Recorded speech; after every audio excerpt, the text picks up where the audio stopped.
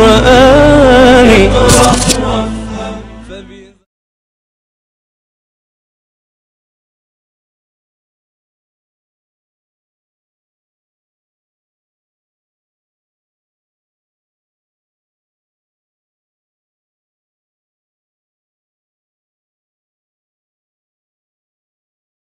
أعوذ بالله من الشيطان الرجيم.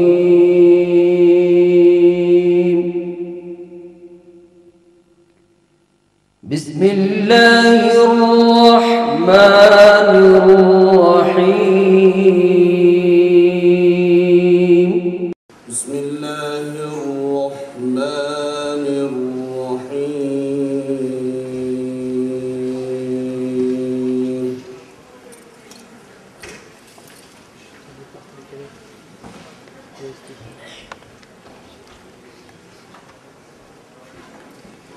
هو الذي أرسل رسوله بالهدى ودين الحق ليظهره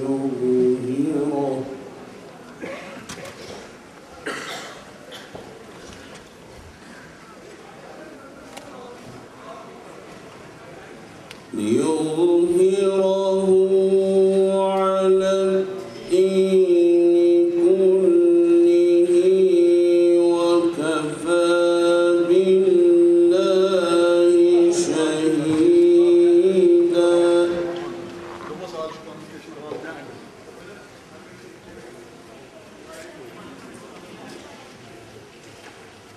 محمد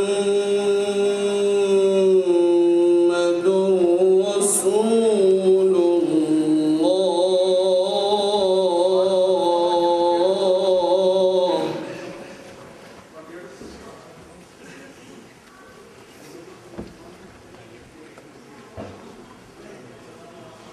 هو الذي أرسل رسوله بالهدى ودين الحق ليظهره على الدين كله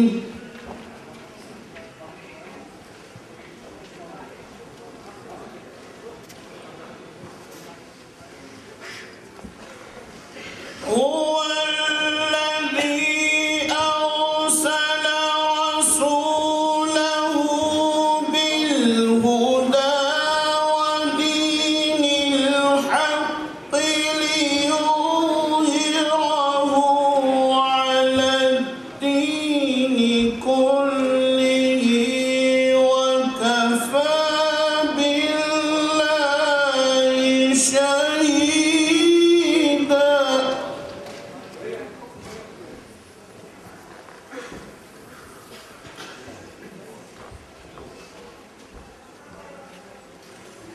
وكفى بالله شهيدا.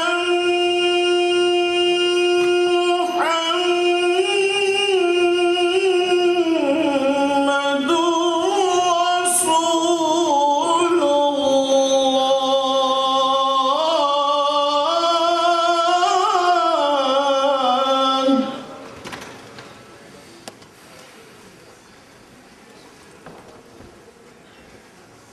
والذين معه أشداء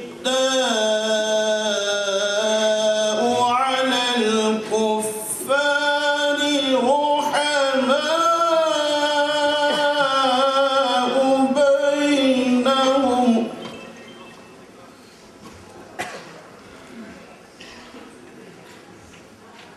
تراهم ركعا سجدا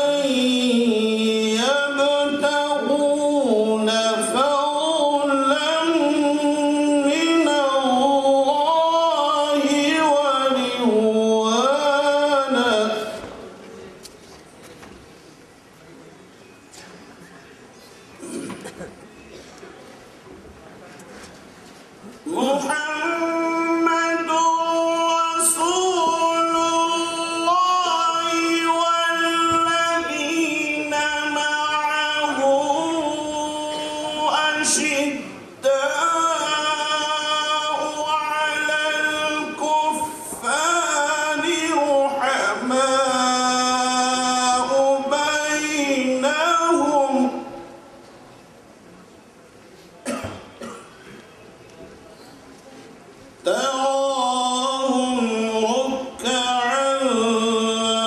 سجدا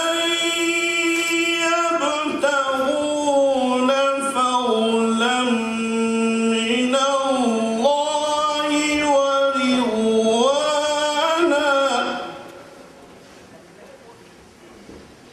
سيماهم في وجوههم من أثر السجود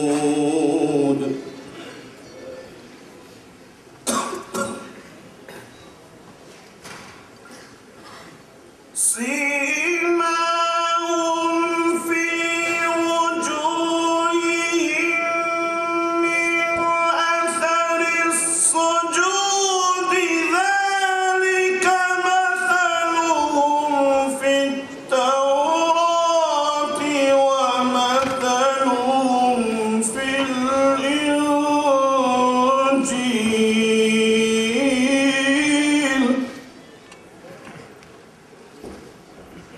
كزرع أخرج شطأه فآزره فاستغلظ فاستوى على سوقه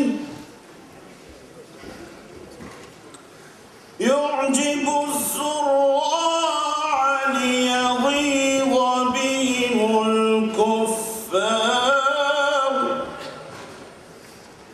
وعد الله الذين آمنوا وعملوا الصالحات منهم مغفرة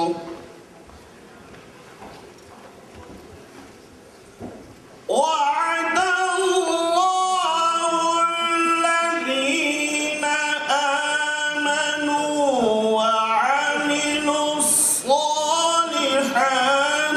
منهم مغفرة وأجرا عظيما صدق الله العظيم. الحمد لله وكفى وسلام على عباده الذين اصطفى أما بعد أعوذ بالله من الشيطان الرجيم بسم الله الرحمن الرحيم كل يوم هو في شأن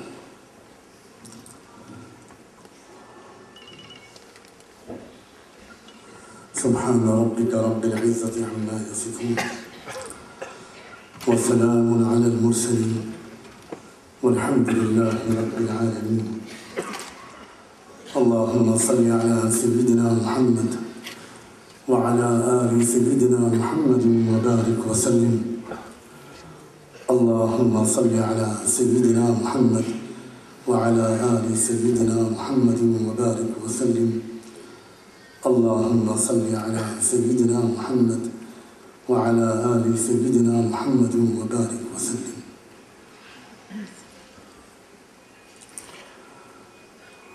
قابل احترام जनाब प्रोफेसर तलत साहब, हजरात साथीज़ किराम,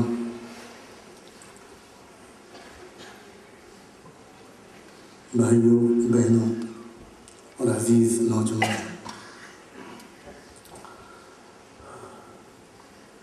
मुझे इस वक्त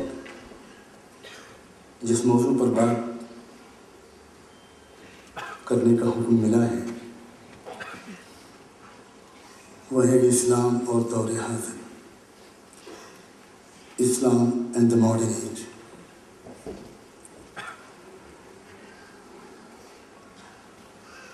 इसके दो हिस्से हैं इस मौजू के, एक इस्लाम और एक दौर जदीद, दौर हाज़िर। हर ज़माने की अपनी नफ्सियात होती हैं, हर ज़माने की अपनी कुछ पेचीदगियाँ होती हैं।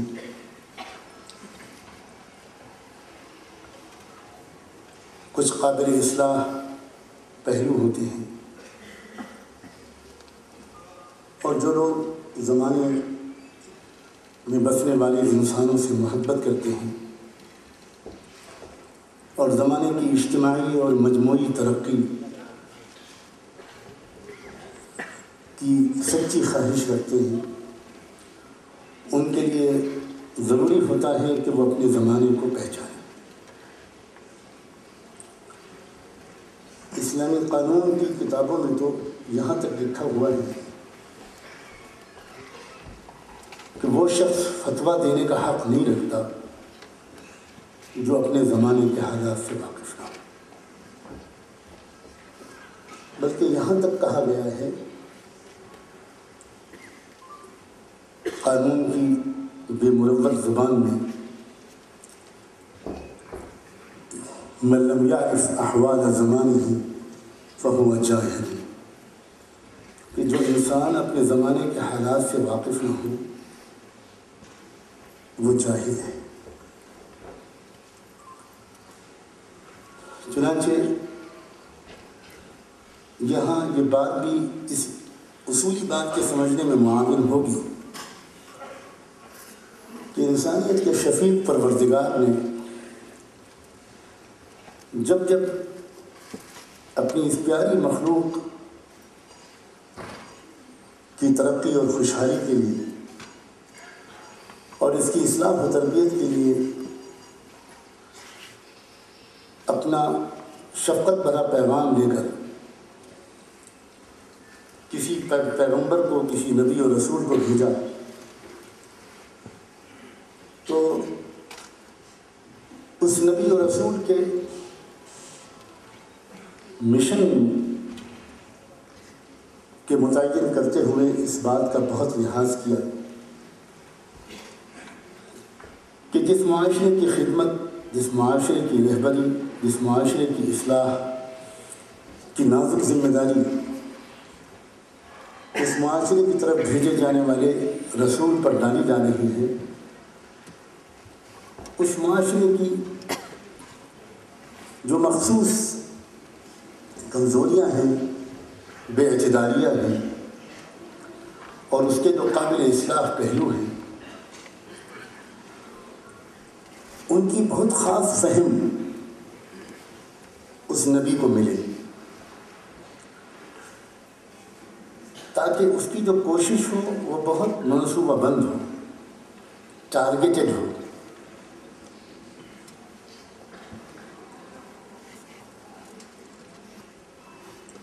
قرآن نے بڑی تفصیل کے ساتھ اس پہلو کا ذکر کیا ہے۔ قرآن کہتا ہے کہ جزیرہ عرب میں ایک قوم گزری، قوم عاد، اس کی جو اصل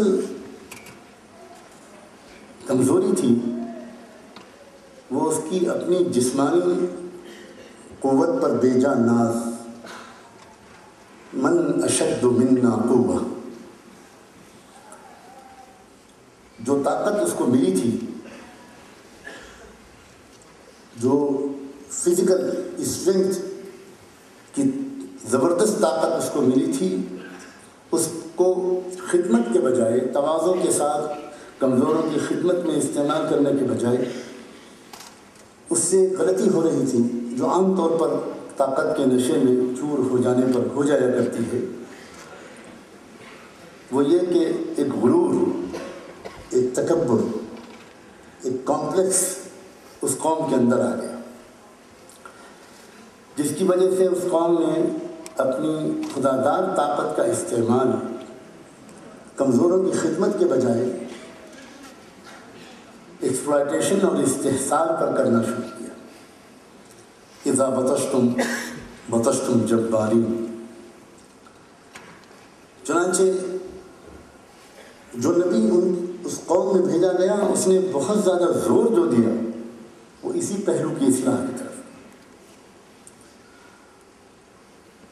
یہ قوم تھی جس کو قرآن قوم مدین کے نام سے یاد کرتا ہے،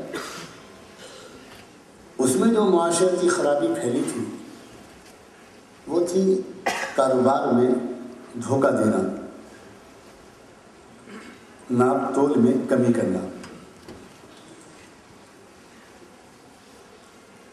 چنانچہ اس نبی کی جو اصلاحی کوشش ہے، قرآن کی گواہی ہے کہ اس میں بنیادی سچائیوں توحید و رسالت کے بعد سب سے زیادہ زور جو تھا وہ اسی خرابی کی اصلاح کی طرف تھا۔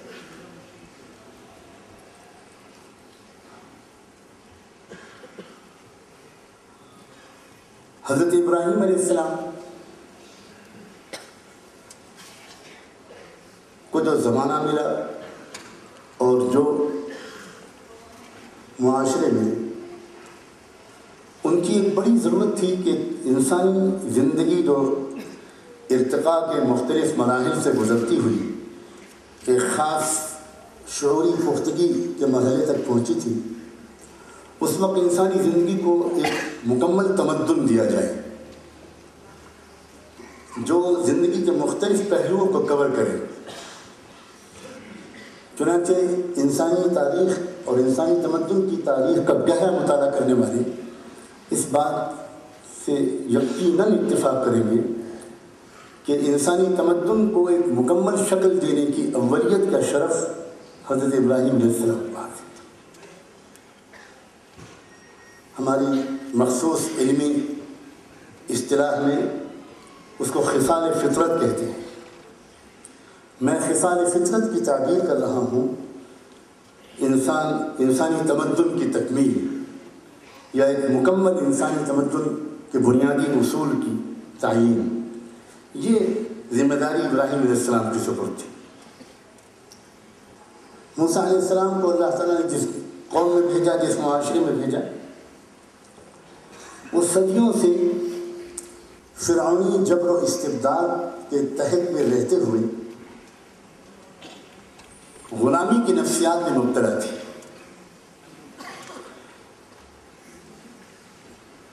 دنیا کے معاشرے کو تمدن اور تہذیب کے لحاظ سے آگے بڑھانے کے عزائم سے ان کے سینے خالی تھے۔ کوئی قوم اگر مدتوں غلامی کے حال میں رہتی ہے تو اس کا بہت گہرا اثر اس کے عزائم پر، اس کی ہمتوں پر، اس کے شعور پر پڑتا ہے۔ چنانچہ موسیٰ علیہ السلام کو جو کام سپرد کیا گیا اس میں ایک کام موسیٰ علیہ السلام کو یہ بھی سپرد کیا گیا کہ وہ ان کے اندر مردانگی اور شجاعت کا جوہر پیدا کریں، ان کو اس غلامی سے چھٹکارا دلائیں اور ان کے اندر مثبت ارادے اور مضبوط عزائم کی روح پھونکیں۔ اس کی بہت تفصیل صرف قرآن آیات کی روشنی میں بیان کی جا سکتی ہے، لیکن چونکہ یہ اصل موضوع نہیں ہے بلکہ اصل موضوع کی طرف لے جانے کے لیے تمہیدی طور پر میں نبوت اور رسالت کی تاریخ کے کچھ اشارے پیش کر رہا ہوں۔ عیسیٰ علیہ السلام ان کو اللہ تعالیٰ نے جس معاشرے میں بھیجا تھا اس معاشرے کی جو کمزوری تھی وہ یہ کہ دین و مذہب کی جو اصل حقیقت ہے، اس کی جو روح ہے، اس کا جو جوہر ہے، اللہ سے محبت، اللہ کی مخلوق سے محبت، خیر خواہی، خدمت، تواضع اور عاجزی، دوسروں کا بھلا چاہنا، ایثار اور قربانی، جو اصل روح ہے دین کی اور مذہب کی، اس کے بجائے اس معاشرے کا سارا زور صرف مذہب کے ظاہری ڈھانچے پر تھا۔ بہت اصرار تھا چھوٹی چھوٹی جزیے پر، شدید اصرار تھا، لیکن جو جوہر دین ہے اس سے بالکل غافل تھے۔ میں نہیں سمجھتا کہ اس چیز کا سمجھنا ہمارے لیے زیادہ مشکل ہے، کیونکہ ہم بھی اس وقت تقریباً اسی بیماری میں مبتلا ہیں۔ رہ گئی رسم ازاں روح بلالی نہ رہی۔ عیسیٰ علیہ السلام نے آج بھی وہ عبارت میتھو کی بائبل میں موجود ہے، اور برناباس کی جو انجیل تھی اس میں تو پورا چیپٹر ہے اس موضوع پر۔ عیسیٰ علیہ السلام بہت زور دیا کرتے تھے اس بات پر، اور اپنے عام مزاج کے خلاف حضرت عیسیٰ علیہ السلام جس وقت اس پہلو کی اصلاح پر گفتگو کرتے تھے تو بہت سخت لفظ بولتے تھے۔ ان کی زبان میں آج بھی آپ میتھو کی بائبل میں چیپٹر 5 میں پڑھ سکتے ہیں انہوں نے اپنی قوم کو مخاطب کرتے ہوئے وہ الفاظ بولے جو عام طور پر عیسیٰ علیہ السلام کی شفقت بھرے مزاج سے ہم آہنگ نہیں رکھتے۔ او اسنیک، او ہائپوکرائٹس، اے سانپو، اے منافقو، تم اونٹ کو نگل لیتے ہو اور مچھروں کو چھانتے ہو۔ یہ وہی ایک مزاج ہے جو مذہب کی بگڑی ہوئی تصویر میں مبتلا مذہبی طبقے سے یہ غلطی اکثر ہوتی ہے کہ وہ تشدد برتتا ہے ان چند جزیات پر، لیکن جو جوہر دین ہے، اللہ کی محبت، اللہ کی یاد، معاف کرنے کا مزاج، لوگوں کا بھلا چاہنا، لوگوں کا خیر خواہی کرنا، کمزوروں کے کام آنا، ادھر سے بہت غفلت ہوتی ہے، اس لیے کہ مزاج ہو جاتا ہے استحصال کا۔ تو عیسیٰ علیہ السلام کو اللہ تعالیٰ نے خاص طور پر قانون لے کر نہیں بھیجا۔ انہوں نے تو صاف یہ کہا کہ میں کوئی قانون لے کر نہیں آیا ہوں، کوئی نیا قانون لے کر نہیں آیا ہوں، میں تورات کی شریعت کو کنفرم کرنے کے لیے آیا ہوں۔ موسیٰ علیہ السلام جو قانون لے کر آئے تھے زندگی کا، اس میں ذرا بھی تبدیلی کرنے کے لیے نہیں آیا ہوں میں، بس میں روح قانون پر کی طرف تم کو متوجہ کرنے کے لیے آیا، اخلاقیات لے کر آیا ہوں، ہدن و موعظۃ۔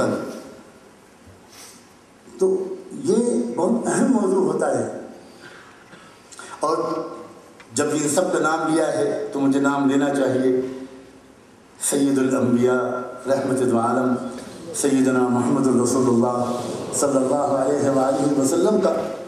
وہ چونکہ ایک مخصوص معاشرے کی طرف نہیں بھیجے گئے، ایک خاص زمانے کے لیے ان کی نبوت محدود نہیں ہے، بلکہ وہ قیامت تک آنے والی پوری انسانی برادری کے لیے بھیجے گئے۔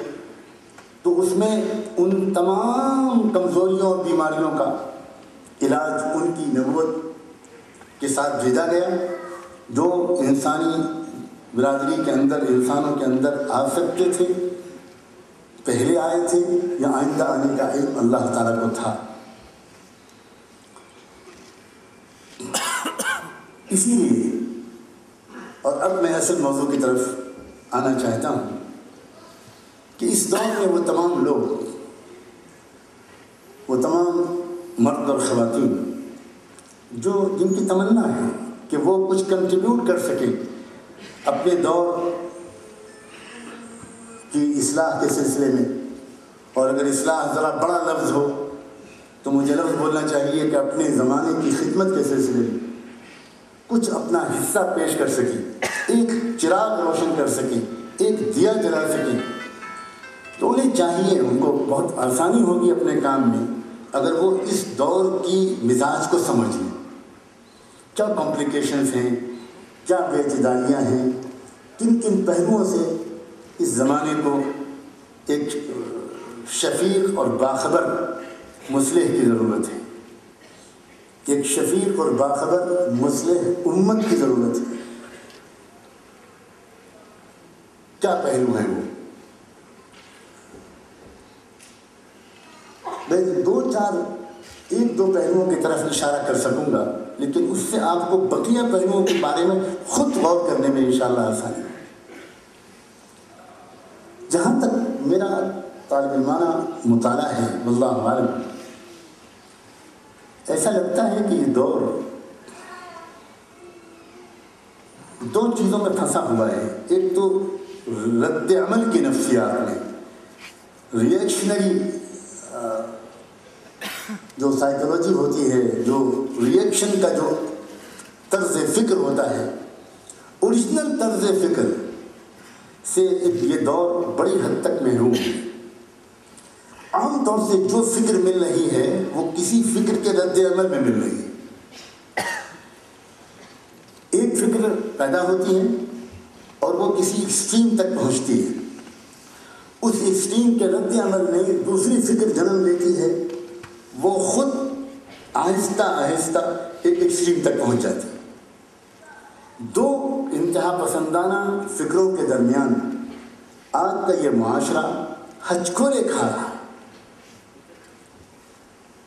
ایک انسان جس کے دل میں کوئی انتقام کا جذبہ نہیں ہے، کوئی بڑائی کا احساس نہیں ہے، وہ ڈاؤن ٹو ارتھ رہتا ہے، وہ انسانوں سے بالکل پیار کرتا ہے، اپنے زمانے اور معاشرے کا اپنے کو ایک ادنا سا خادم سمجھتا ہے، وہ کبھی نفرت کی نگاہ زمانے پر نہیں ڈالتا، وہ شکایت کی نگاہ زمانے پر نہیں ڈالتا، وہ انتقام کی نگاہ زمانے پر نہیں ڈالتا، وہ غصے کی نگاہ زمانے پر نہیں ڈالتا، وہ تو اس نظر سے زمانے کو دیکھتا ہے کہ میں کہاں کس کے کام آ سکتا ہوں، کہاں خدمت کر سکتا ہوں، اور یہ نبوت کے مزاج کی خاص ادا ہے۔ انبیاء علیہ السلام اپنے زمانے کو اپنا دشمن نہیں سمجھتے تھے، انبیاء علیہ السلام کو جو رشتہ محسوس کرتے تھے اپنے زمانے کا، وہ بالکل اخوت کا رشتہ ہوتا تھا، بھائی کا رشتہ۔ اور قرآن نے بار بار یہ لفظ بولا ہے، وَإِلَىٰ عَادٍ أَخَاهُمْ هُودًا وَإِلَىٰ ثَمُودَ أَخَاهُمْ صَالِحًا۔ اللہ تعالیٰ کہتے ہیں اور ہم نے قوم عاد کی طرف بھیجا قوم عاد کے بھائی ہود کو، ہم نے قوم سمود کی طرف بھیجا قوم سمود کے بھائی صالح کو، ہم نے مدین کی طرف بھیجا مدین کے بھائی شعیب کو۔ عجیب بات ہے، اللہ تعالیٰ کہہ سکتے تھے وَإِلَىٰ عَادٍ رَسُولَهُمْ هُودًا وَإِلَىٰ عَادٍ نَبِيَّهُمْ هُودًا وَإِلَىٰ عَادٍ رَائِدَهُمْ وَقَائِدَهُمْ هُودًا۔ عربی زبان میں الفاظ کی کمی نہیں تھی، اور میں معذرت کے ساتھ مختلف زبانوں کے اساتذہ سے کہوں کہ عربی بہت مالدار زبان ہے، بقیہ زبانیں عربی زبان کے مقابلے میں زکوٰۃ کی مستحق نظر آتی ہیں، اور عربی زبان ایک رچ لینگویج ہے، ریچسٹ لینگویج ہے، بہت صاحب نصاب ہے، تو کوئی کمی نہیں تھی اللہ تعالیٰ کے پاس الفاظ۔ لیکن اللہ کے ہر لفظ کے انتخاب کرنے میں اشارے ہیں۔ جب نبی اپنی قوم کا بھائی ہے تو نبیوں کے غلام اپنی قوم کا امام اپنے کو کیوں کہہ سکتے؟ ان کو بھی چاہیے کہ وہ جذبہ اخوت سے لوگوں سے بات کریں، چاہے کوئی مندر میں بیٹھا ہوا ہو، چاہے وہ چرچ میں ہو، چاہے وہ گردوارے میں ہو، اور چاہے وہ کھیت میں مزدوری کرنے والا ایک ان پڑھ مزدور ہو، معاشرے کی خدمت کرنے والے ہر صاحب علم کو چاہیے کہ وہ زیادہ سے زیادہ اپنا رشتہ پورے معاشرے سے ایک بھائی کا سمجھے۔ چنانچہ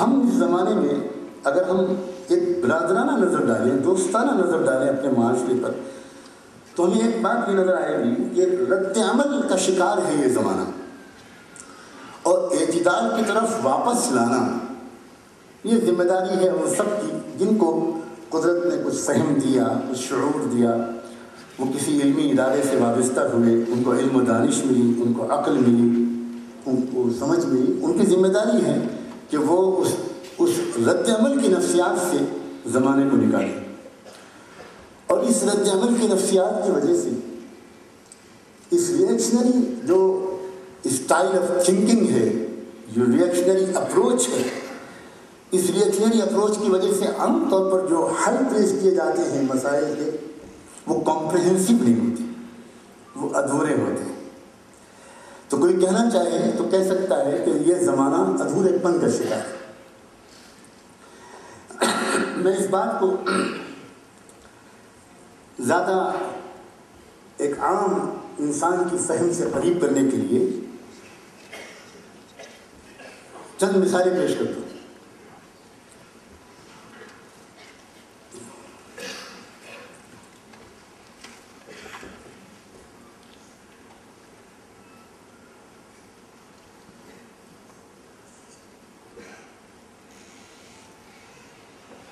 انسانیت کی یہ ایک طرح سے کے لیے ٹریجڈی ثابت ہوئی، بہت سنگین حادثہ انسانی تاریخ میں جو پیش آیا، وہ یہ پیش آیا کہ یورپ کے ہاتھ میں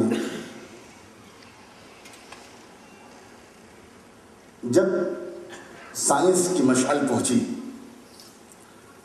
جب سائنس کا چراغ یورپ کے ڈارک ایجز کو روشن کرنے کے لیے یورپ کے ہاتھ میں آیا، اس دور میں یورپ کے پاس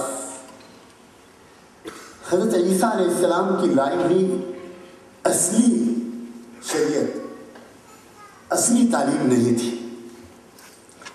بلکہ عیسیٰ علیہ السلام کی جو تعلیمات تھیں ان کو سبوتاژ کر کے ایک بہت سنگین حادثہ ہے یہ انسانی تاریخ کا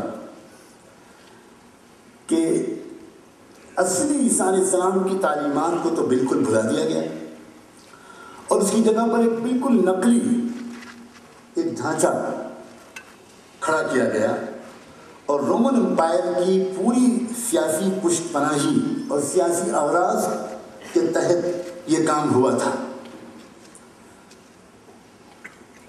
یہ کوئی اتفاقی حادثہ نہیں تھا، بلکہ رومن امپائر کو اس بات کا خطرہ تھا کہ اگر وہ اصلی عیسیٰ علیہ السلام کی تعلیمات جس تیزی کے ساتھ پھیل رہی ہیں، اس لیے کہ دنیا کے غریبوں میں، کمزوروں میں، مظلوموں میں، پچھڑے ہوئے لوگوں میں، دبے کچلے لوگوں میں بہت تیزی کے ساتھ عیسیٰ علیہ السلام کا لایا ہوا حقیقی دین وہ ان کے دلوں کو جیت رہا تھا،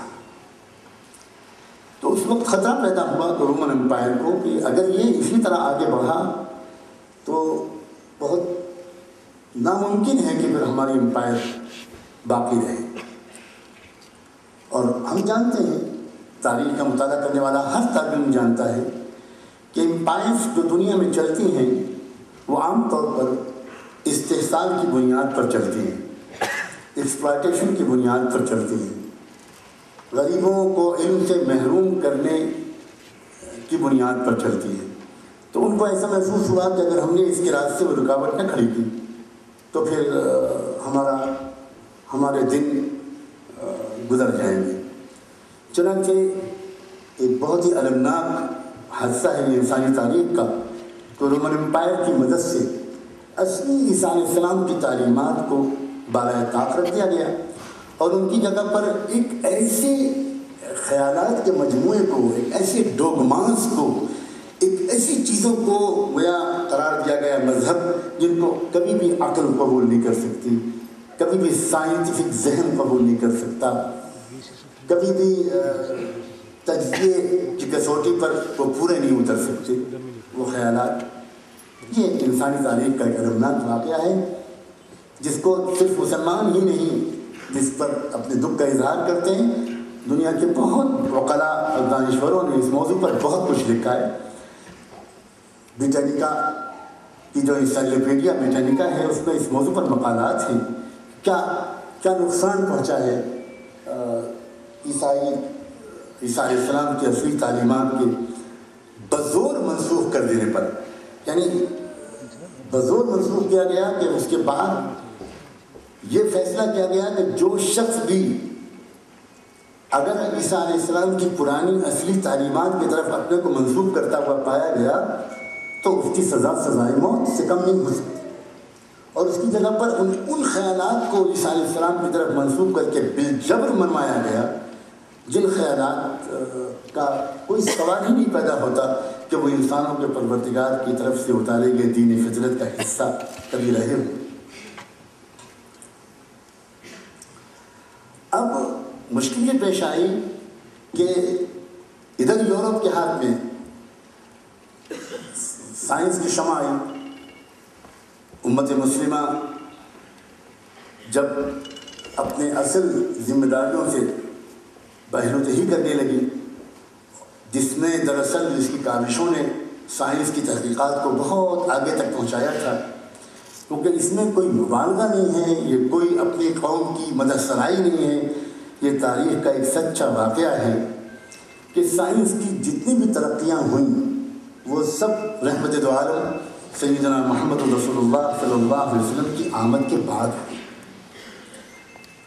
یہ کوئی اتفاقی واقعہ نہیں ہے کہ وہ اس کے بعد ہوئی، بلکہ وہ ایک سمجھ میں آنے والی ایک تاریخ کی حقیقت ہے کہ حضور اکرم صلی اللہ علیہ وسلم کی آمد سے پہلے انسان دنیا میں اپنے مقام کو بھول چکا تھا، اپنے کو سب سے چھوٹا سمجھتا تھا، اپنے کو سب سے حقیر سمجھتا تھا، اور چھوٹی سے چھوٹی مخلوق کے سامنے وہ سر جھکائے کھڑا نظر آتا تھا۔ وہ ہر ایک کو چھوٹی سی چھوٹی چیز کو معبود سمجھتا تھا. تو جس چیز کو انسان معبود سمجھے گا اس پر ریسرچ کرنے کی ہمت تو نہیں کر سکتا. جو آبجیکٹ آف ورشپ ہوگا وہ آبجیکٹ آف ریسرچ تو کبھی نہیں بن سکتا. یہاں سوال ہی پیدا نہیں ہوتا تھا کہ انسان ریسرچ کرے سورج پر، چاند پر، زمین پر، آسمان پر، ستاروں پر، ہواؤں پر، درختوں پر، پیڑ پودوں پر، زراعت پر، بارش کے اترنے کے نظام پر، اس لیے کہ چھوٹے سے چھوٹی مخلوق بھی انسان کے لیے معبود بنی ہوئی تھی. لیکن صلاۃ و سلام ہو محمد رسول اللہ صلی اللہ علیہ وآلہ وسلم پر کہ ان کی انتھک کوششوں سے اور ناقابل تصور قربانیوں سے ان کی اور ان کے اہل بیت کی اور صحابہ کی زبردست قربانیوں کے نتیجے میں جو ایک انقلاب برپا ہوا، توحیدی انقلاب، جس سے انسان کو اس کا کھویا ہوا مقام واپس ملا. کیونکہ انسان اس دنیا میں سب سے بڑا ہے. انسان کو اس دنیا میں اتارنے سے پہلے انسانوں کے پیدا کرنے والے نے اس کے اسٹیٹس کا اعلان کر دیا تھا. پہلے ہی کہہ دیا تھا کہ انی جاعل فی الارض خلیفہ، کہ میں زمین میں اپنا ایک خلیفہ بھیجنے والا ہوں، یعنی جو میرے بہار پر زمین پر اختیار رکھے گا، اس کے پاس پاور ہوگا، وہ زمین پر رول کرے گا، وہ زمین کی تمام جو اشیاء ہیں ان کو دریافت کرے گا. یہ انسان کا مقام تھا اور یہ انسان کی حیثیت تھی. اور انسان کے علاوہ جو کچھ بھی میں نے بنایا ہے وہ انسان کے لیے بنایا ہے. کوئی انسان سے بڑا نہیں ہے. انسان سے بڑا صرف انسانوں کا پیدا کرنے والا ہے. یہ ایک بنیادی تصور تھا جس کو لے کر انسانیت کی دراصل شروعات ہوئی تھی. لیکن مختلف موڑ سے انسانیت گزرتی ہے، اس لیے کہ انسانیت کو خدا نے اپنی قدرت کے باوجود بہت حد تک آزاد چھوڑا ہے. اس کو ایک فریڈم دیا ہے، تم جو چاہو راستہ چنو، میں تمہیں مجبور نہیں کروں گا. چنانچہ یہ انسانیت کی پوری تاریخ کا بڑا حصہ ایسا گزرا کہ انسان اپنے آپ کو جو اس کا مقام تھا سپریم، اس سے گرا کر انسان نے اپنے آپ کو بہت چھوٹا بنایا. محمد رسول اللہ صلی اللہ علیہ وسلم کے ذریعے انسانیت کو کھویا ہوا مقام ملا. اور جب انسانیت کو پتہ چلا اثر نو کہ یہ دنیا میں جو کچھ ہے وہ ہمارے لیے بنایا گیا ہے، اور قدرت چاہتی ہے کہ ہم اس کی دو کتابوں کو پڑھیں. ایک کتاب انسانیت کے پروردگار نے لکھی ہے اپنی صفت خلق، صفت امر سے. ایک کتاب لکھی ہے اس نے اپنی صفت خلق سے. ایک ہے بک آف یونیورس، ایک ہے کتاب کائنات، اور ایک ہے یہ کتاب، ایک ہے خدا کا کلام، ایک ہے خدا کا کام. محمد رسول اللہ صلی اللہ علیہ وسلم کے ذریعے انسانیت کو یہ زبردست انقلابی اور ترقی پسندانہ پروگرام ملا کہ تم کو دونوں کتابوں کا مطالعہ کرنا ہے. ایک کتاب کائنات کا مطالعہ کرنا ہے، ایک کتاب ہدایت کا مطالعہ کرنا ہے. تم کتاب کائنات کا مطالعہ کرو، تم آسمانوں پر غور کرو، تم زمین پر غور کرو، تم دیکھو کہ آسمان کیسے کھڑا ہے بغیر ستونوں کے، ایسے ستونوں کے بغیر کہ تم کو نظر نہیں آتے. کیا عجیب و غریب اشارہ ہے. ستون ہیں مگر تم کو نظر نہیں آتے. کیا اشارہ ہے اس طرف؟ سورج کی طرف دیکھو، سورج کی گردش کی طرف دیکھو، سورج کی حرکت کی طرف دیکھو، دن اور رات کے آنے جانے کی طرف دیکھو، اس زمین کے اندر پانی کے ذخیروں کو دیکھو. کہاں سے آیا ہے وہ پانی کا ذخیرہ زمین کے اندر؟ کیسے محفوظ ہوا ہے؟ یہ ہوائیں جو چلتی ہیں، جو غلبہ پیدا ہوتا ہے، یہ کس طرح زمین کے اندر سے وہ پودا نکلتا ہے؟ ماں کے پیٹ کے اندر بچے کی تخلیق کن مراحل سے گزرتی ہے؟ کس طرح اس کو وجود بخشتا ہے؟ یہ کتاب کائنات ہے. اور پہلے ہی مرحلے پر انسانیت کے شفیق پروردگار نے یہ کہا تھا کہ اقرأ باسم ربک الذی خلق، پڑھو اپنے اس رب کے نام سے جس نے پیدا کیا. یہ اشارہ اس طرف ہے کہ ہم تم کو تخلیقی منصوبے کے پڑھنے کا حکم دے رہے ہیں. تم غور کرو کہ ہم نے یہ دنیا کیوں بنائی ہے. ہم نے تم کو بنایا ہے اپنے لیے اور اس دنیا کو بنایا ہے تمہارے لیے. یہ ایک بالکل انقلابی تصور تھا جس سے انسانیت ماقبل بعثت محمدی واقف نہیں تھی. بھولے ہوئے تھے لوگ اس سبق کو. جب یہ سبق عام ہوا اور کتاب ہدایت اور کتاب کائنات ان دونوں کے ایک ساتھ مطالعے کا ذوق عام ہوا تو دنیا میں انقلاب آ گیا، ایک زبردست انقلاب آیا، انسانیت لگ گئی اس کام میں کہ وہ کتاب کائنات کا مطالعہ کرے، اور چونکہ وہ کتاب کائنات کو پڑھتی تھی کتاب ہدایت کی روشنی میں، اس لیے کتاب کائنات کا جو مطالعہ انسان کرتا تھا وہ اس لیے نہیں کرتا تھا کہ وہ ہتھیار بنائے، وہ اس لیے نہیں کرتا تھا کہ وہ دنیا کی قوموں پر اپنی حکومت مسلط کرے، بلکہ انسان مطالعہ کرتا تھا کتاب کائنات کے لیے، انسانیت کہ کتاب کائنات کا مطالعہ کرتا تھا انسانیت کی خدمت کے لیے، معیار زندگی کو بلند کرنے کے لیے، خدا کی معرفت حاصل کرنے کے لیے، سربستہ رازوں کو دریافت کرنے کے لیے، اس لیے کہ اللہ تعالیٰ نے یہ بات اس کتاب ہدایت میں بار بار فرما رکھی تھی کہ دیکھو ہماری دو قسم کی آیات ہیں، ایک وہ آیات ہیں جو اس قرآن میں ہم اتار رہے ہیں، اور ایک آیات وہ ہیں جو ہم نے اس کائنات میں پھیلا رکھی ہیں، دونوں کا نام آیات ہے۔ تم ان آیات کا بھی مطالعہ کرو، ان آیات کا بھی مطالعہ کرو۔ جب تم آیات قرآنی کی روشنی میں ان کتاب کائنات کی آیات کا مطالعہ کرو گے تو تم اس مطالعے سے دو نفع حاصل کرو گے۔ اسی مطالعے سے تم مجھ کو پہچانو گے، اسی مطالعے سے تم ایمان کی حقیقت تک پہنچو گے، اسی مطالعے کتاب کائنات کے مطالعے سے، یعنی سائنس کے علم کے ذریعے سے تم کو میری معرفت حاصل ہوگی، سائنس کے علم کے ذریعے سے تم انسانوں کی خدمت کے قابل بنتے چلے جاؤ گے۔ یہ مزاج تھا، اس مزاج کے مطابق بلا مبالغہ محمد مصطفیٰ صلی اللہ علیہ وسلم کی نام لیوا امت اپنی تاریخ کے تقریباً 1000 سالہ دور تک وہ کتاب کائنات کا مطالعہ اور کتاب ہدایت کا مطالعہ ایک ساتھ کرتی رہی، اور کتاب کائنات کے مطالعے نے اس کو انسانیت کی خدمت کے لائق بنائے رکھا، بلکہ برابر اس سلسلے میں اس کا جو معیار تھا وہ آگے بڑھتا رہا۔ لیکن 1000 سال کے بعد انسانی تاریخ کا ورق پلٹا کرتا ہے، یہ ایک راز ہے انسانی تاریخ کا۔ 1000 سال کے بعد تاریخ کا ورق پلٹتا ہے۔ میں نے شروع میں ایک آیت مختصر سی پڑھی تھی، آیت کا ایک حصہ، کل یوم ھو فی شأن، بہت عجیب و غریب آیت ہے۔ یقین مانیں بعض مفسرین کرام نے اس آیت کی تفسیر لکھنے شروع کی، 30,000 صفحے اس آیت کی تفسیر پر لکھی، اور اس کے بعد یہ کہا کہ میں اب یہ محسوس کرتا ہوں کہ لوگ پڑھ نہ پائیں گے، اس لیے میں قلم کو روکتا ہوں، ورنہ اس آیت کی تفسیر میں 3 لاکھ صفحے لکھ سکتا ہوں۔ یہ کل یوم ھو فی شأن عجیب و غریب آیت ہے۔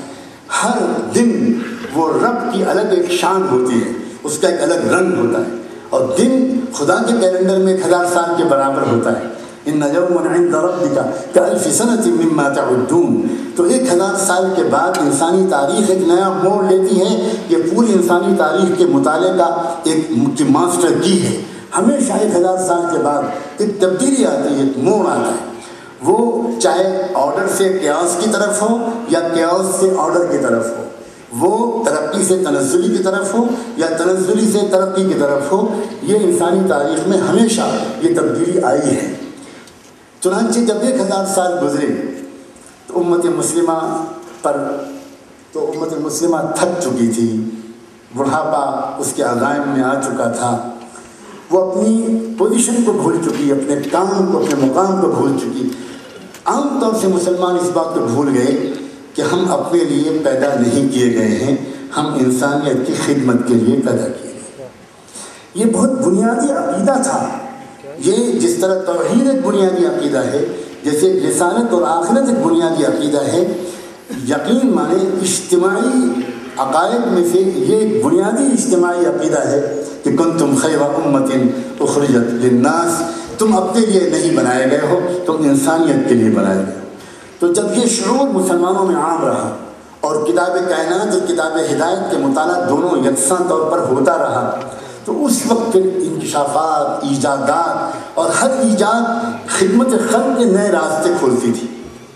اللہ کرے ہماری یونیورسٹیاں اپنی ذمہ داری کو محسوس کر کے ریسرچ کو اس رخ پر لے کر جائیں، اور وہ ہمارے عزیز نوجوان طلبہ کو پختہ ثبوتوں کی روشنی میں یہ بات بتائیں، فخر کی نفسیات پیدا کرنے کے لیے نہیں، تکبر پیدا کرنے کے لیے نہیں، بلکہ اپنی ذمہ داری کا احساس دلانے کے لیے کہ ہم اصل میں ان آباء و اجداد کی اولاد ہیں جنہوں نے دنیا پر حکومت کرنے کو اپنا مقصد نہیں بنایا تھا، انسانیت کی خدمت کرنے کو اپنا مقصد بنایا تھا، اور جو خادم ہوتا ہے آج وہ کل کو مخدوم بن کر رہتا ہے۔ یہ فطرت کا ایک اصول ہے جو کبھی بھی گویا بے وفائی نہیں کیا کرتا۔ 1000 سال تک مسلمان اس مزاج کے ساتھ رہے، چنانچہ سائنس کی ترقی ہوتی رہی، زبردست ترقیاں ہوتی رہیں، انکشافات ہوتے رہے، سرجری کے علم نے بہت ترقی کی، نظریہ جراثیم کا انکشاف کس نے کیا؟ آج تو صورتحال ہماری یہ ہو گئی ہے کہ مسلم سائنسدانوں کے نام بھی ہمارے یورپین دوستوں نے بدل دیے۔ یہ خود ایک عجیب و غریب قسم کی تنگ نظری کی دلیل ہے کہ نام اس لیے بدلے گئے کہ کہیں کوئی پہچان نہ لے کہ یہ سائنس جو ہے یہ تحفہ ہے اصل میں فلاں قوم کا۔ یہ ایک علمی طور پر ایمانداری کے خلاف بات ہے۔ یہ علمی طور پر ایک ایسی چیز ہے جس کو ایک علمی جو آبجیکٹو ایک مزاج ہوتا ہے علم کا، وہ اس کو کبھی بھی منظور نہیں کر سکتی۔ اب جب 1000 سال کے بعد اللہ تعالیٰ کو دنیا کو تو چلانا تھا، اور اللہ دنیا کو بغیر مینجمنٹ کے تو چھوڑ نہیں سکتا، مسلمانوں نے ذمہ داری چھوڑ دی۔ وہ لگ گئے عمارتیں بنانے میں، وہ لگ گئے محلات بنانے میں، وہ لگ گئے عیاشیاں کرنے میں، وہ لگ گئے طبلہ و سارنگی میں، اور وہ لگ گئے ان غیر اہم کاموں میں جن کا کوئی تعلق انسانیت کے مستقبل کی تعمیر سے براہ راست نہیں تھا۔ تو وہ شمع ہم سے لے کر یورپ میں پہنچائے گی۔ یہ قدرت کی طرف سے قدرت کا ایک انتظام ہے، اور یہ تو وہ بار بار قرآن اللہ کے اس قانون کا اعلان کر چکا ہے کہ وَإِن تَتَوَلَّوْا يَسْتَبْدِلْ قَوْمًا غَيْرَكُمْ ثُمَّ لَا يَكُونُوا أَمْثَالَكُمْ۔ اگر تم اپنی ذمہ داریاں ادا نہیں کرو گے تو اللہ تمہاری جگہ پر کسی اور قوم کو کھڑا کر دے گا۔ چنانچہ اب یورپ کھڑا ہوا، لیکن یہاں ایک دشواری پیش آ گئی۔ یورپ میں کھڑا ہوا تو یورپ کے ہاتھ میں جو مذہبی ڈھانچہ تھا وہ تھا جو کسی بھی طرح سے سائنٹیفک اصولوں پر پورا نہیں ہو سکتا، اتر سکتا تھا۔ ناممکن تھا کہ اس کا کوئی ایک بھی نظریہ سائنٹیفک اصولوں پر پورا اترے۔ چنانچہ اس کی مذہبی قیادت نے، اس کے چرچ کی قیادت نے ایڑی چوٹی کا زور لگا دیا سائنس کی مخالفت۔ آپ سب نے ان چیزوں کو ضرور پڑھا ہوگا اور ضرور پڑھنا چاہیے کہ شدید ترین مخالفت جو سائنٹیفک نظریات کی ہوئی، ریسرچ کرنے والوں کی ہوئی، وہ چرچ کی طرف سے ہوئی۔ کتنے بڑے بڑے سائنسدانوں کو سزائے موت دی گئی، جبکہ وہ گیلیلیو اور وہ بیکن اور وہ کیپلر یہ لوگ غیر مذہبی لوگ نہیں تھے، یہ لوگ ارلیجیس لوگ نہیں تھے۔ ان کی اپنی تصنیفات میں، ان کے اپنے کتاب تحریروں میں یہ بات صاف موجود ہے۔ وہ یہ کہا کرتے تھے کہ ہم مذہبی کتابوں اور آسمانی صحیفوں کے خلاف نہیں ہیں، ہم ان کے انٹرپریٹیشن کے بارے میں لوگوں کو متوجہ کرنا چاہتے ہیں کہ جس طرح ان کو سمجھا جا رہا ہے اس پر نظر ثانی کی جائے، اس لیے کہ وہ اگر اس طریقے پر، جس طریقے پر سمجھا جا رہا ہے اس طریقے پر تو قابل قبول نظر نہیں آتے۔ اب آپ غور فرمائیں، میں ایک ملک کی ایک مائناز یونیورسٹی میں بیٹھا ہوں، اپنی ذمہ داری کا ادراک رکھتا ہوں۔ آپ غور کریں کتنے چھوٹے مسئلے پر کتنی بڑی خونی لڑائیاں ہوئیں سائنسدانوں اور چرچ کے درمیان، کیا مسائل پیش آئے، سائنسدانوں کو کتنی قربانیاں دینی پڑی، کتنے پھانسی کے پھندے پر سائنسدانوں کو چڑھنا پڑا۔ کس مسئلے پر؟ اس مسئلے پر کہ یہ زمین سورج کے ارد گرد گھومتی ہے یا سورج گھومتا ہے، سن ریوالو کرتا ہے یا ارتھ ریوالو کرتی ہے۔ چرچ یہ سننے کو تیار نہیں تھا کہ زمین ریوالو کرتی ہے۔ کیوں؟ اس لیے کہ اس زمین پر خدا کا بیٹا ہے۔ جس زمین پر خدا کا بیٹا اترا ہے، جس زمین پر خدا خود اترا، ہم اس زمین کو کسی اور پلانٹ کے تابع نہیں مان سکتے۔ کیا غیر سائنٹیفک بات ہے، اور سائنسدان سمجھانے کی کوشش کر رہے ہیں کہ ہمارے کہنے کا کیا مطلب ہے۔ ہم یہ بات صاف صاف دیکھ رہے ہیں کہ زمین گھوم رہی ہے، یہ بات ناقابل انکار ہے، ہم یہ بات صاف دیکھ رہے ہیں، اور صرف یہ تو اس وقت تک کی تحقیق تھی، بعد میں تو اب تک آج آپ سائنس کا قافلہ بہت آگے بڑھ چکا، اور قرآن مجید کس کو پہلے کہہ چکا کہ تم ایک دو پلینٹس کے بارے میں جھگڑتے ہو، ہم تم سے پہلے ہی کہہ دیتے ہیں کہ کل فی فلک یسبحون، ہر پلینٹ اپنے آربٹ کے اندر وہ سوئم کر رہا ہے، وہ فلو کر رہا ہے۔ تو یہ تو ایک عجیب و غریب قسم کی لڑائی تھی۔ صرف اس بنیاد پر چرچ نے کسی بھی طرح قبول نہیں کیا سائنس کی ترقی کو، اور یہاں سے کانفلکٹ شروع ہوا، ایک رد عمل کی نفسیات شروع ہوئی۔ یہ میں کہنا چاہتا ہوں زمانے کو سمجھنے میں کہ سائنس اور مذہب دو ایک دوسرے سے لڑنے والے دو پہلو، دو ایک دوسرے کی تردید کرنے والے، دو ایک دوسرے کو گمراہ کہنے والے، دو ایک دوسرے کے خلاف ہر وقت سوچنے اور جذبات رکھنے والے ایک طبقے وجود میں آ گئے۔ اور بدقسمتی یہ ہوئی بقیہ دنیا کی کہ اب جو سائنس دنیا میں گئی، ہماری دنیا میں گئی، شرق اوسط میں گئی، کہیں بھی گئی، تو وہ یورپ ہوتی ہوئی آئی، اور یورپ ہوتی ہوئی جو آئی تو وہ آئی ایسے دور میں جب کہ اس سائنس کو ایک سیاسی سامراج کے لیے استعمال کیا جا رہا تھا۔ یاد رکھیں، اگر مذہب کو سیاسی سامراج کے لیے استعمال کیا جاتا ہے تو دنیا میں بدامنی اور ناانصافی پھیلتی ہے، اگر سائنس کو سیاسی سامراج کے لیے استعمال کیا جاتا ہے تب بھی دنیا میں بدامنی اور ناانصافی پھیلتی ہے۔ یہ جو مذہب اور سائنس میں جس لفظ بول رہا ہوں، یہ خدا کی دسترخوان، دو دسترخوان ہیں، دو کتابیں ہیں جو دراصل سامراج قائم کرنے کے لیے خدا نے نہیں اتارے ہیں، یہ انسانیت کے ہر پہلو سے ترقی کے لیے اتارے گئے ہیں۔ لیکن ہوا کیا؟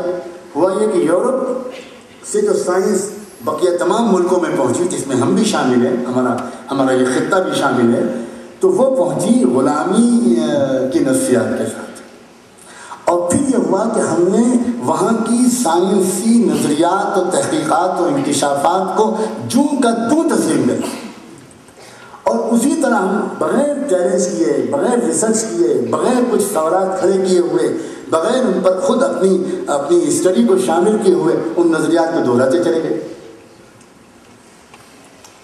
اب یہ جو یورپ میں لڑائی شروع ہوئی تھی سائنس کی اور مذہب کی، یہی لڑائی جوں کی توں بقیہ پورے عالم کے اندر پھیل گئی، حالانکہ کسی نے غور نہیں کیا کہ سائنس کی وہ لڑائی اگر وہ اس سینٹ پال کی لائی ہوئی یا رومن امپائر کی تھوپی ہوئی ایک مخصوص آئیڈیالوجی کے خلاف تھی اور سائنس اس کو کنفرم نہیں کر سکتی تھی، تو اس سائنس کی اس لڑائی قطعا نہیں ہو سکتی اس دین کے ساتھ جو خدا کی طرف سے آج بھی بالکل پیور شکل میں موجود ہے۔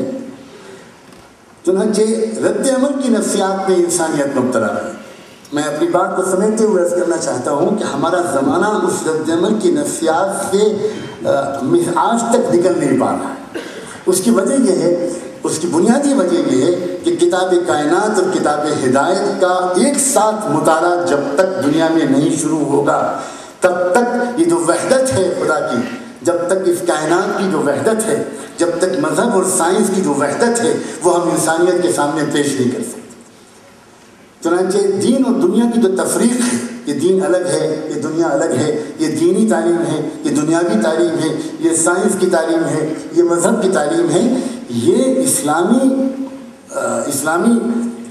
مزاج کے لحاظ سے اجنبی فکر ہے، یہ یورپ کی فکر نہیں ہوگی اور آج بھی ہے، لیکن اسلام تو سرے سے اس تفریق کو تسلیم ہی نہیں کرتا۔ چنانچہ یہ جو اس وقت کا جو زمانہ ہے، اس زمانے کی جو کمزوری اور بیماری ہے، جو قابل اصلاح پہلو ہے، بہت قابل اصلاح پہلو ہے، جس میں بے اعتدالی ہے، وہ دراصل یہی رد عمل کی نفسیات ہے۔ مذہب والوں پر رد عمل ہے سائنس والوں کے اس رویے کا، سائنس والوں پر رد عمل ہے مذہب والوں کے اس رد عمل کا، اور بالآخر یورپ نے جب دیکھا کہ ڈومینیٹ کر رہی ہے سائنس، ڈومینیٹ کر رہی ہے اور چرچ سمٹ گیا، تو انہوں نے آپس میں ایک صلح کی کہ بھائی ہم چرچ جو ہے اپنا الگ ایک ڈومین بنا لیتے ہیں، ہم اس کے اندر بالکل محدود رہتے ہیں، اور تم کو ہم دنیا میں موقع دیتے ہیں، جو چاہو کرو، تم ہم کو چیلنج نہ کرو، ہم تم کو چیلنج نہ کریں۔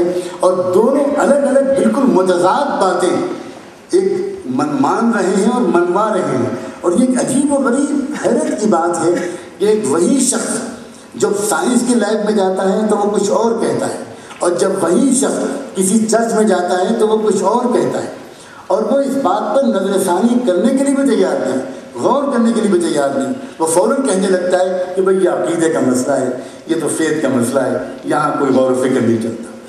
یہ اسلامی نقطہ نظر سے اور بالکل ناقابل قبول چیز ہے۔ قرآن بار بار زور دیتا ہے، بار بار تفکر پر زور دیتا ہے، سوچنے سمجھنے پر زور دیتا ہے، مشاہدہ کائنات پر زور دیتا ہے۔ قرآن اس پر زور دیتا ہے کہ چل پھر کر غور کرو، دیکھو تم ملکوت السماوات والارض کا معائنہ کرو اور دیکھو۔ چنانچہ ایک طرف جو زمانے کی کمزوری ہے، جس کی محبت کے ساتھ اصلاح کرنا امت مسلمہ کا فرض ہے، وہ ہے یہی رد عمل کی نفسیات، یہی ریئیکشن، جو ریئیکشن ہمیشہ ادھوری سچائی پر یا ادھورے کسی بھی حقیقت کے آدھے حصے پر ہماری نگاہ کو مرکوز کر دیتا ہے اور پوری حقیقت کی طرف دھیان نہیں جانے دیتا۔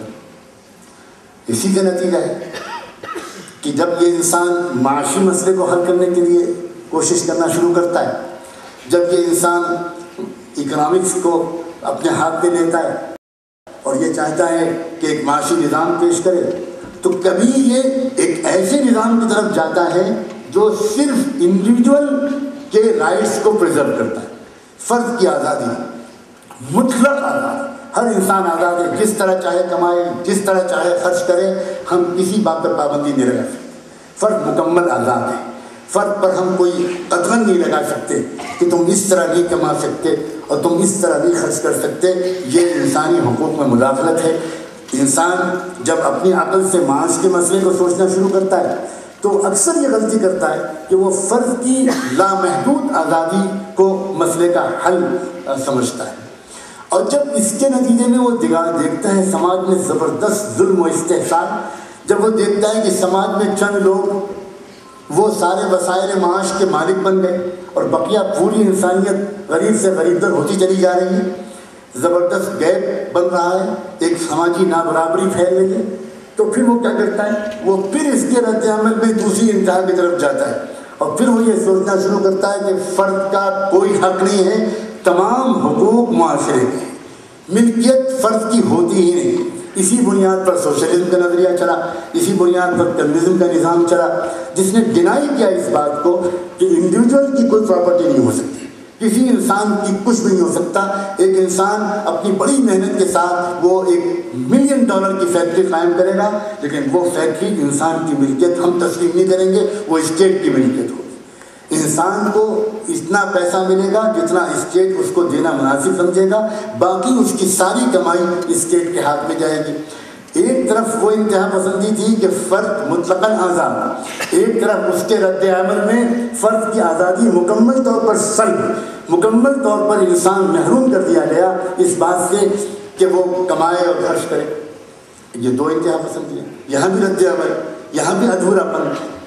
مردوں اور عورتوں کے درمیان ایک زندگی کیسے گزرے، جب اس نقطۂ نظر پر نظر ڈالنی شروع کی انسان نے اپنی اسی ادھوری عقل کے ساتھ، اپنی اسی رد عمل کی نفسیات کے ساتھ، تو یہاں بھی ہم یہی چیز دیکھتے ہیں کہ عام طور پر مختلف معاشروں میں دیکھتے ہیں، ہمارے قدیم ہندوستانی معاشرے میں سارے حقوق مردوں کے تھے، عورتوں کا کوئی حق ہی نہیں تھا۔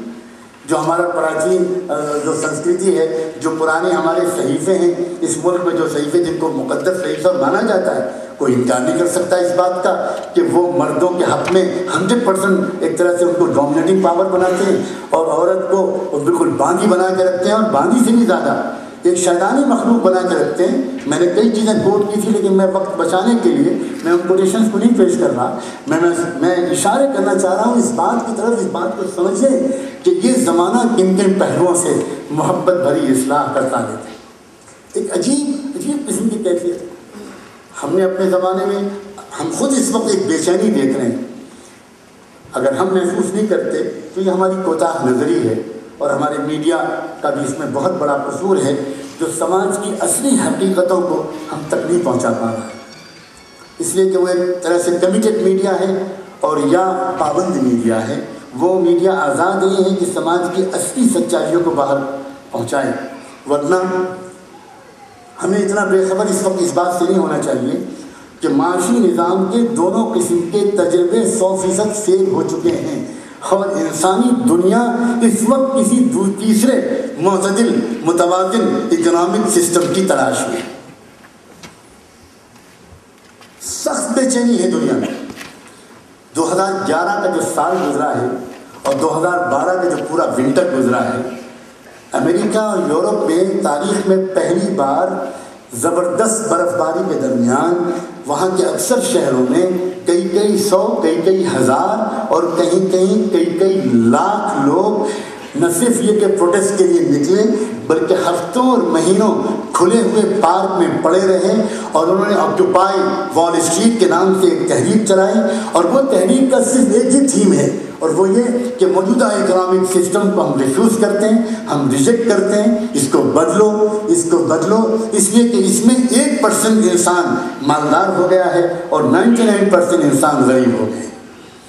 چنانچہ وہاں کے بوڑھے، وہاں کے جوان، وہاں کے کالے، وہاں کے گورے، وہاں کے نوجوان لڑکے اور لڑکیاں، وہاں کی چھوٹی چھوٹی اسکول کی بچیاں اپنے ہاتھ میں پلے کارڈز لے کر we are 99%، we hate you, we reject you, we refuse you, روزانہ وہ ہزاروں کی تعداد میں مارچ کرتے، وال اسٹریٹ کے سامنے جاتے، چند گھنٹے تک نعرے لگاتے، پھر پولیس ان کو منتشر کرتی۔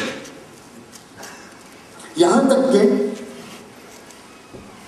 ان لوگوں نے جب یہ سنا اور یہ پڑھا کہ جو اسلامک سسٹم ہے، اکنامک جو اسلامک بینکنگ سسٹم ہے، وہ دونوں کے بالکل بیچ کا ہے، جس میں فرد کو آزادی بھی دی گئی ہے اور فرد کو معاشرے کے تئیں اپنی ذمہ داریوں کا احساس بھی دلایا گیا ہے، معاشرے کے حقوق کا تحفظ بھی کیا گیا ہے، اور معاشرے سے یہ بھی کہا گیا ہے کہ تم اپنے افراد پر نظر رکھو، اس لیے کہ معاشرہ افراد کے مجموعے کا نام ہے۔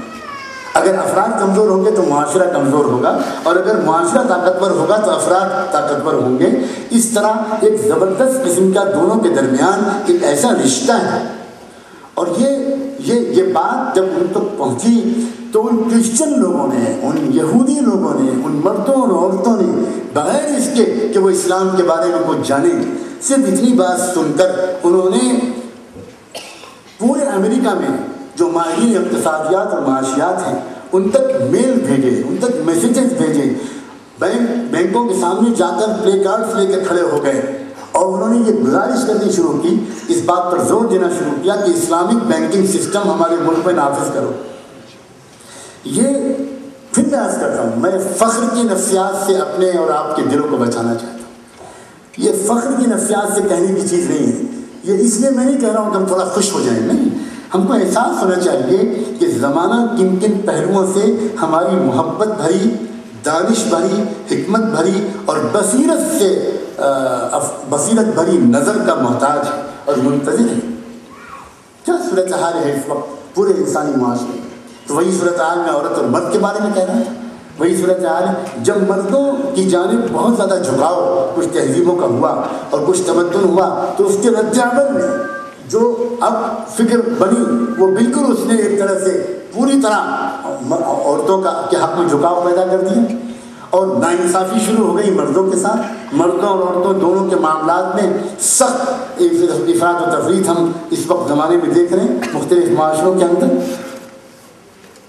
آزادی کا نام بلند کیا گیا، تو اس کے نتیجے میں فیملی سسٹم ٹوٹنے لگا۔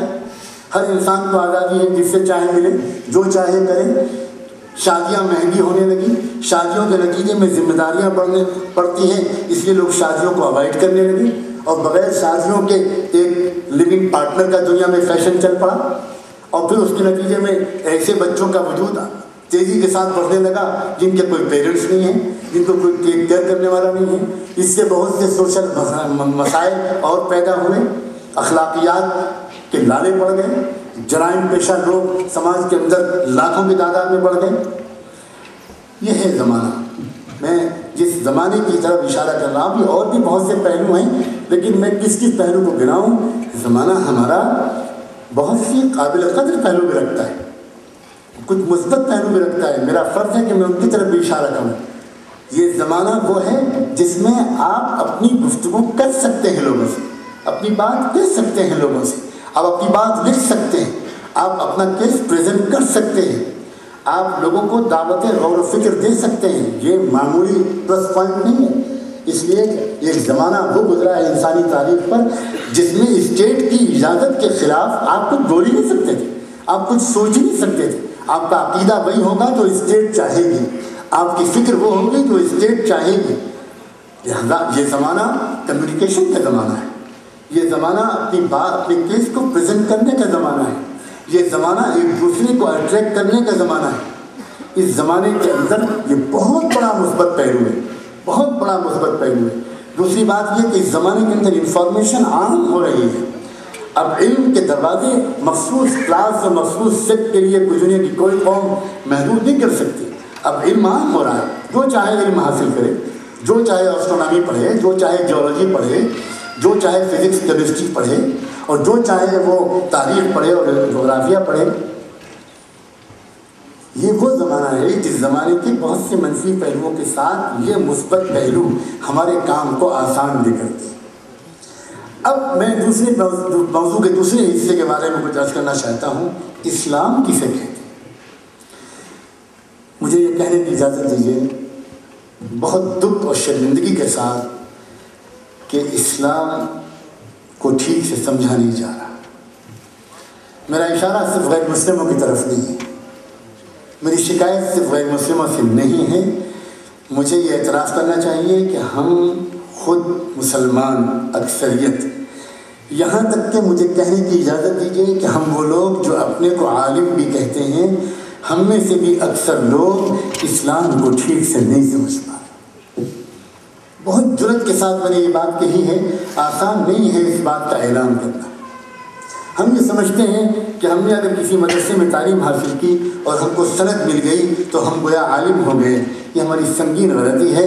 اگر ہمارے اندر یہ احساس رہا کہ گویا کوئی ایک دن زندگی میں ایسا بھی آ سکتا ہے جس میں ہمیں مزید کچھ جاننے اور سمجھنے کی ضرورت باقی نہیں رہی، گنجائش باقی نہیں رہی، تو یہ قابل اصلاح خیال ہے، یہ قابل اصلاح خیال ہے۔ علم تو ایک ایسا ناپیدا کنار سمندر ہے کہ جس کو اگر کسی کو عمر نو بھی مل جائے اور وہ روزانہ اپنی زندگی کا بیشتر وقت وہ جاننے اور سمجھنے میں گزارے تو سچی بات یہ کسی موقع پر آ کر وہ یہ نہیں کہہ سکتا کہ مجھے جو کچھ جاننا تھا میں سب جان چکا۔ نہیں، بالکل نہیں۔ اسلام کو بہتر طریقے پر سمجھنے کی ہم سب کو ضرورت ہے۔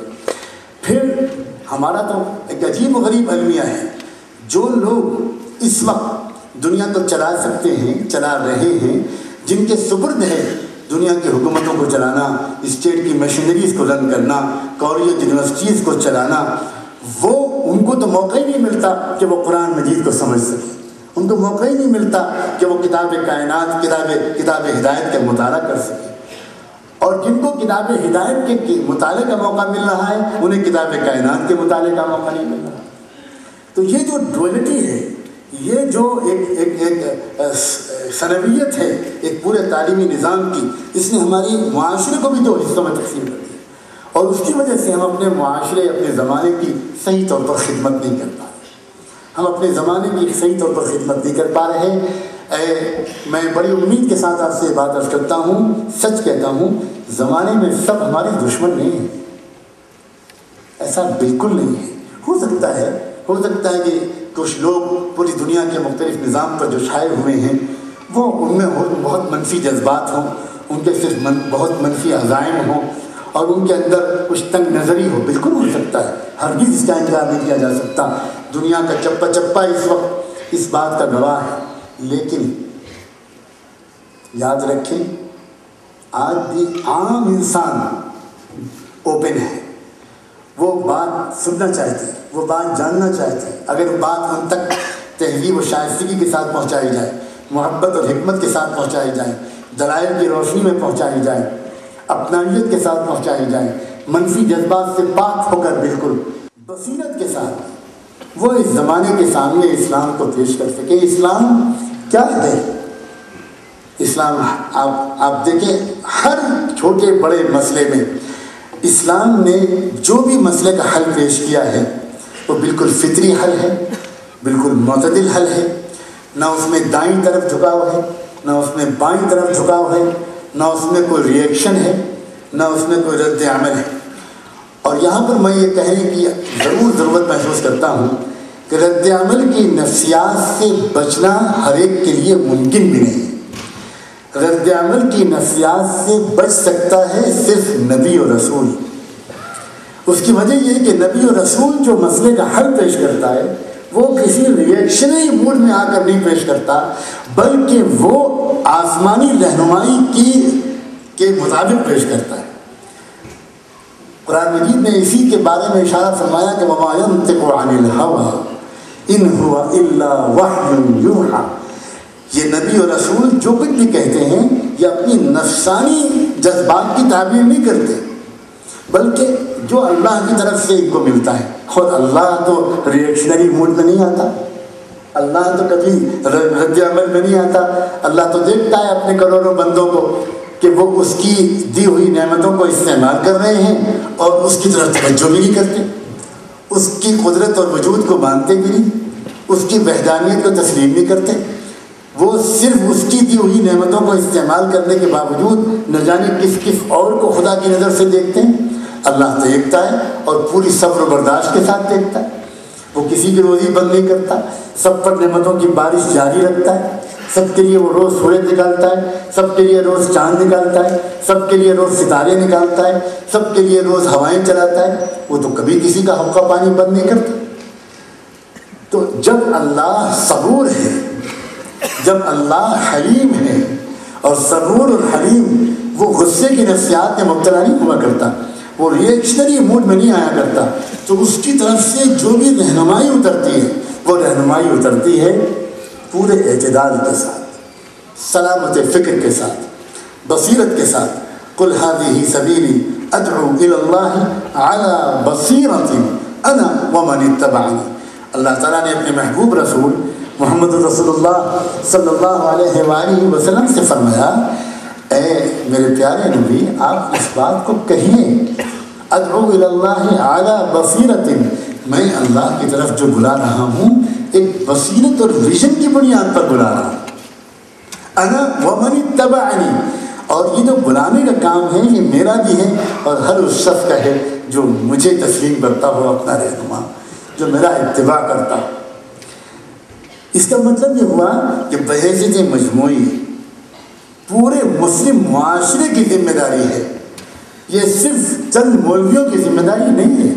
چند مولوی اس بوجھ کو اپنے کندھے پر نہیں اٹھا سکتے، یہ پوری مسلم معاشرے کی ذمہ داری ہے۔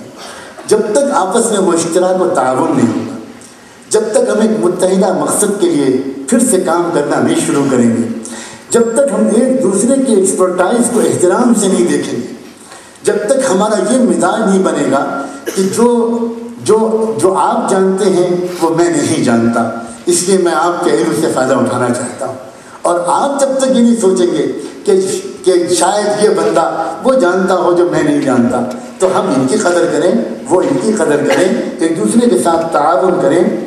جب یہ مزاج ہمارے اندر پھیلے گا، اب جو وقت کی ضرورت ہے، زمانے کی ضرورت ہے، اس کے بغیر کوئی نہیں ہو پائے گی۔ اسلام نے جو مسائل کا حل پیش کیا ہے وہ انتہائی معتدل اور مطابق فطرت ہے۔ اسلام ایک طرف یہ کہتا ہے کہ اپنی نظروں کو نیچا رکھو، اسلام ایک طرف یہ کہتا ہے کہ عورت خدا کا روپ ہے۔ اللہ تعالیٰ کی جو تشبیہ دی گئی ہے احادیث میں، حضور اکرم صلی اللہ علیہ وسلم نے اللہ کی شفقت اور محبت کی جو تشبیہ دی ہے وہ باپ کی محبت سے نہیں دی ہے، ماں کی محبت سے دی۔ کوئی لطافت ہے اس تشبیہ میں۔ زبان نبوت اگر کوئی لفظ چنتی ہے، کوئی مثال چنتی ہے تو اس میں کچھ گہرائیاں ہیں، بہت دورس اشارے ہیں۔ اب وہ ہستی جس کو ماں بننا ہے، گویا جس کو انسانی معاشرے کو جسمانی وجود ہی نہیں دینا بلکہ اس کو روحانی وجود دینا ہے، اخلاقی وجود دینا ہے۔ اب ظاہر ہے کہ اس عورت کو کن لطیف روحانی اخلاقیات کا حامل ہونا چاہیے، کتنے پاک کردار کا حامل ہونا چاہیے، کتنی محفوظ ہونی چاہیے اس کی نفسیات گندے خیالات سے، نامناسب صحبتوں سے، کتنی بلند اس کی نگاہوں کا افق ہونا چاہیے تبھی تو وہ انسانی معاشرے کو اچھے انسان سپلائی کرے گی، اچھے افراد دے گی۔ جس دن سے عورت کا استحصال شروع ہوا اور جس دن سے عورت کا عورت پناہ چھینا گیا اور جس دن سے عورت کی چادر عصمت اتاری گئی، جس دن سے عورت کو بے حیا اور بے حجاب بنایا گیا، جس دن سے مرد اور عورت کے اختلاط کا آغاز کیا گیا، انسانی معاشرہ اخلاقی اور روحانی قدروں کے لحاظ سے روزانہ زوال پذیر ہے۔ ساری دنیا کی حقیقت تسلیم کرنے پر مجبور ہے۔ چند سال پہلے کی بات ہے، BBC ٹیلی ویژن نے ایک پروگرام آرگنائز کیا جس وقت پہلی مرتبہ فرانس کی حکومت نے اسکارف کو بین کیا تھا اور یہ کہا تھا کہ کوئی لڑکی اور کوئی عورت سر ڈھک کر نہیں آ سکتی، نہ اسکول میں، نہ کالج میں، نہ کسی آفس میں۔ تو اس وقت ایک پورا عجیب و غریب ایک ٹاپک چھا گیا تھا پورے یورپ میں اور پوری تھنکنگ دنیا میں، پردے کا مسئلہ، حجاب کا مسئلہ۔ تو BBC کے ٹیلی ویژن چینل نے ایک پروگرام، ایک ڈیبیٹ آرگنائز کیا اور اس ڈیبیٹ کا خاص جو ٹاپک تھا وہ یہی تھا، حجاب کا مسئلہ۔ تو مجھے ان کے جو پروڈیوسر تھے ان کا فون آیا اور انہوں نے مجھ سے کہا کہ ہم اس ڈیبیٹ کو آرگنائز کرنے جا رہے ہیں اور آپ کا نمبر ہم کو ذرا بہت دیر سے ملا ہے، معافی چاہتے ہیں، آپ ہندوستان سے کسی خاتون کا انتخاب کر دیں یا کسی عالم کا انتخاب کر دیں کہ جو اس میں شریک ہوں۔ ہم مختلف ملکوں کے اندر مختلف علماء کو بٹھا رہے ہیں جو شریعت اسلامی کے ماہرین ہیں اور ان سے وہ ڈیبیٹ ہوگا۔ تو میں نے ان سے کہا کہ آپ نے جن لوگوں کو ابھی اب تک آپ نے انوائٹ کیا ہے آپ پلیز ان کے نام مجھے بتائیں۔ تو جب انہوں نے نام دیے تو میں سمجھ گیا کہ ان کا اصل مقصد کیا ہے اور یہ کیا چاہتے ہیں اس کے ذریعے۔ تو میں نے ان سے کہا کہ میری رائے تو یہ تھی کہ آپ نے اس میں صرف ایک لیڈی کو بٹھایا ہے، یہ مسئلہ تو خواتین کا ہے، اس لیے آپ، میری رائے یہ ہے کہ اس میں آپ یورپ کی جو خواتین ہیں ان کو موقع دیں، اس لیے کہ مسئلہ وہاں سے شروع ہوا ہے، تو آپ وہاں کی جو لیڈیز ہیں ان کو موقع دیں کہ وہ اپنے نقطۂ نظر کا اظہار کریں کہ وہ کیا سمجھتی ہے حجاب کے بارے میں، ان کی کیا رائے ہے، ان کے کیا ایکسپیرینس ہے، پرسنل تجربہ کیا ہے ان کا۔ تو اس اینکر نے کہا، اس شخص نے کہا، پروڈیوسر نے، کہ بہت صحیح رائے آپ کی، لیکن ہم لوگ جو ہمارے پاس لسٹ اویلیبل تھی ہم نے اپنے عربی ڈپارٹمنٹ سے اسکالرس مانگے، انہوں نے ہم کو جو نام دیے اس کے لحاظ سے ہم نے ان سے بات کی، لیکن اگر آپ اس میں ایڈ کرنا چاہیں تو ہم 2-3 لیڈیز کو موقع دے سکتے ہیں۔ یہ آپ بالکل ٹھیک بات کہہ رہے ہیں۔ چنانچہ میں نے کہا کہ آپ مجھے تھوڑا سا وقت دیں، میں تھوڑی دیر کے بعد آپ کو کچھ نام بتاؤں گا، اور آدھے گھنٹے کے اندر میں نے 2-3 خواتین سے جو یورپ کی یونیورسٹیوں میں پڑھتی ہیں یا پڑھاتی ہیں ان کے میں نے فون کیے اور ان سے کہا کہ یہ مسئلہ ہے، اگر آپ تیار ہو تو میں آپ کا نام سجیسٹ کروں اور آپ کا نمبر دے دوں تاکہ وہ آپ سے رابطہ قائم کریں۔ وہ چونکہ ایک روحانی علمی محبت مجھ سے رکھتی ہیں، بہت تعلق رکھتی ہیں، اور ان کی زندگیوں میں ایک انقلاب آیا ہے، ایسا انقلاب کہ میں رش کرتا ہوں ان کے انقلاب پر۔ تو میں نے جب ان سے کہا تو انہوں نے کہا اگر آپ کا حکم ہے تو ہم تیار ہیں، ہم اس کے لائق تو نہیں ہیں لیکن ہم آپ ہی سے پوچھیں گے کہ ہم کو کس طرح بات کرنی چاہیے، لیکن ہم تیار ہیں۔ بہرحال اللہ کا بہت میں شکر گزار ہوں اللہ تعالیٰ کا کہ وہ میری تجویز منظور ہو گئی، اور میں نے پھر ان کے بعد ان کے چیف پروڈیوسر سے بات کر کے یہ بھی کہا کہ میری رائے یہ ہے کہ آپ پروگرام کی ترتیب اس طرح کی بنائیں، پہلے ان خواتین کو موقع دیں کہ وہ اپنے احساسات رکھیں، اپنی رائے پیش کریں، اس کے بعد آپ اسکالر سے اس میں رائے لیں۔ اس نے اللہ کا کرم ہے کہ یہ بات بھی مان لی اور چنانچہ موقع دیا بات کرنے کا۔ تو ان دونوں خواتین نے، یا تینوں خواتین نے، ایک ملیشیا یونیورسٹی میں تھی، ایک آکسفورڈ میں تھی، اور ایک امریکہ میں کسی یونیورسٹی میں تھی، ان لوگوں نے جو بھی بات کی تو بہت ہی سائنٹیفک دلائل کے ساتھ، اسٹیٹسٹکس کے ساتھ انہوں نے بات کی۔ انہوں نے کہا کہ جو کچھ انہوں نے کہا میں اس کا خلاصہ بتاتا ہوں کہ ہماری سمجھ میں نہیں آتا کہ ایک طرف آپ کہتے ہیں اپنے ملک کو سیکولر اور لبرل، ایک طرف آپ کہتے ہیں کہ ہم کسی کا ڈریس کوڈ فکس نہیں کر سکتے، ہم کسی کے ڈریس پر پابندی نہیں لگا سکتے، ہم بالکل لیبرٹی اور فریڈم دینا چاہتے ہیں کہ لوگ جو چاہیں کریں، لیکن ہماری سمجھ میں نہیں آتا کہ پھر جو لڑکی اپنے سر کو ڈھکنا چاہے اس کو جو آپ منع کرتے ہیں تو کیا اس کے ذاتی ارادے میں اور ذاتی حقوق میں یہ مداخلت نہیں؟ ایک بات تو میں آپ سے قانونی فار اٹھانا چاہتی ہوں، اصولی دوسری بات یہ کہ پھر اس نے پورے اسٹیٹسٹکس پیش کیے. اس نے کہا کہ دیکھیے کیا حالت ہے اس وقت. ہم خود یورپین عورتیں ہیں, ہم خود یہیں رہے ہیں, یہیں پلے ہیں, یہیں پیدا ہوئے ہیں, یہیں پلے بڑھے ہیں, اور ہماری بھی زندگی ایک زمانے میں کسی اور طرح کی گزرتی تھی. لیکن اب ہم آپ کو کیا بتائیں, یہ جو اسٹیٹسٹکس پڑھیے. دیکھیے سویڈن کا جو لیٹسٹ رپورٹ ہے وہ یہ بتاتی ہے کہ 63% بچے وہاں پر غیر قانونی ماں باپ سے پیدا ہوئے. یہ جو رجحان ہے یورپ کا, یہ جو جس طرف جا رہا ہے یورپ, کیا آپ محسوس نہیں کرتے کہ آگے چل کر یورپ زبردست اخلاقی بحران کا بھی شکار ہوگا, معاشی بحران کا بھی شکار ہوگا, نفسیاتی بحران کا بھی شکار ہوگا, صحت کے اعتبار سے بھی یہاں بہت بڑے بڑے مسائل پیدا ہوں گے. دنیا میں کسی علاقے کے اندر دماغی بیماریاں اتنی زیادہ عام نہیں ہیں جتنی امریکہ اور یورپ میں ہیں. دنیا میں کسی علاقے کے اندر روحانی طور پر انسان امن و سکون سے اتنا محروم نہیں ہے جتنا اس ملک میں ہے. دنیا میں کسی جگہ پر کوئی بھی لڑکی اپنے آپ کو اتنا زیادہ غیر محفوظ نہیں سمجھتی جتنے ہم یہاں سمجھتے ہیں. ہمیں شرم آتی ہے یہ کہتے ہوئے کہ ہم چرچ بھی جایا کرتے تھے تو وہاں بھی ہماری عزتوں سے کھیلا جاتا تھا. ہم اسکول کالج جاتے ہیں, وہاں بھی ہم اپنے آپ کو محفوظ نہیں پاتے. کیسے آپ لوگ یہ بات کر رہے ہیں, کس طرح کی بات آپ کر رہے ہیں؟ آپ شرعی اور فقہی بحثوں میں پڑھ رہے ہیں کہ سر کا ڈھکنا ضروری ہے کہ نہیں پڑھ رہے ہیں. میں اس سے بہت پہلے آپ سے کہتی ہوں کہ آپ اس ڈیبیٹ کا انداز یہ رکھیں, کیا ان باتوں پر بحث کرنا, کیا یہ قانون بنانا ہمارے آزادی میں مداخلت نہیں ہے؟ اور کیا موجودہ تجربوں سے سبق لینا, کیا یورپ نہیں چاہتا کہ موجودہ لوگوں سے سبق لے؟ اللہ اکبر. اس کے بعد میں خاموش بیٹھا دیکھتا رہا اس ڈیبیٹ کو. میں نام تو نہیں لوں گا, ایسے ایک دو اسکالرس کو اس میں انگیج کیا گیا تھا جن کی رائے کچھ اور ملنے والی تھی, اور جن کی بنیاد پر ایک بات پورے یورپ میں پھیلانی تھی کہ بھائی یہ مسئلہ جو ہے یہ کنٹروورشل ہے. یہ کوئی سب لوگ متفق نہیں ہیں کہ سر کا ڈھکنا ضروری ہے, سب اس بات پر کوئی اصرار نہیں کرتے. کچھ لوگ یہ بھی کہتے ہیں, علماء ہیں وہ, جن کے نزدیک سر کا ڈھکنا ضروری نہیں ہے. لیکن وہی علماء چونکہ وہ سن چکے تھے پہلے ان لیڈیز کی بات, تو ان کی ہمت نہیں پڑی کہ پھر وہ بات کہیں جس کے کہنے کے لیے ان کو انگیج کیا گیا تھا. اور انہوں نے خود یہ بات تسلیم کی کہ بھائی سچی بات تو یہ ہے کہ جو کچھ ان خواتین نے کہا ہے ہم اس سے اصولی طور پر پوری طرح متفق ہیں, اور ان کی باتوں کے دونوں حصوں سے ہم متفق ہیں. تو دور حاضر کے جو مسائل ہیں وہ چاہے صحت کے مسائل ہوں, چاہے معاشی مسائل ہوں, اور چاہے وہ سیاست اور عبادت کی تفریق کے مسائل ہوں. زندگی کو ایک وحدت بنایا ہے اسلام, ایک یونٹ بنایا ہے. نہ دین الگ ہے نہ دنیا الگ ہے, ہر چیز یہاں نظام زوجیت لی ہوئی ہے. یہ بھی قرآن کا عجیب اشارہ ہے, ان من شیء الا خلقنا زوجین اثنین.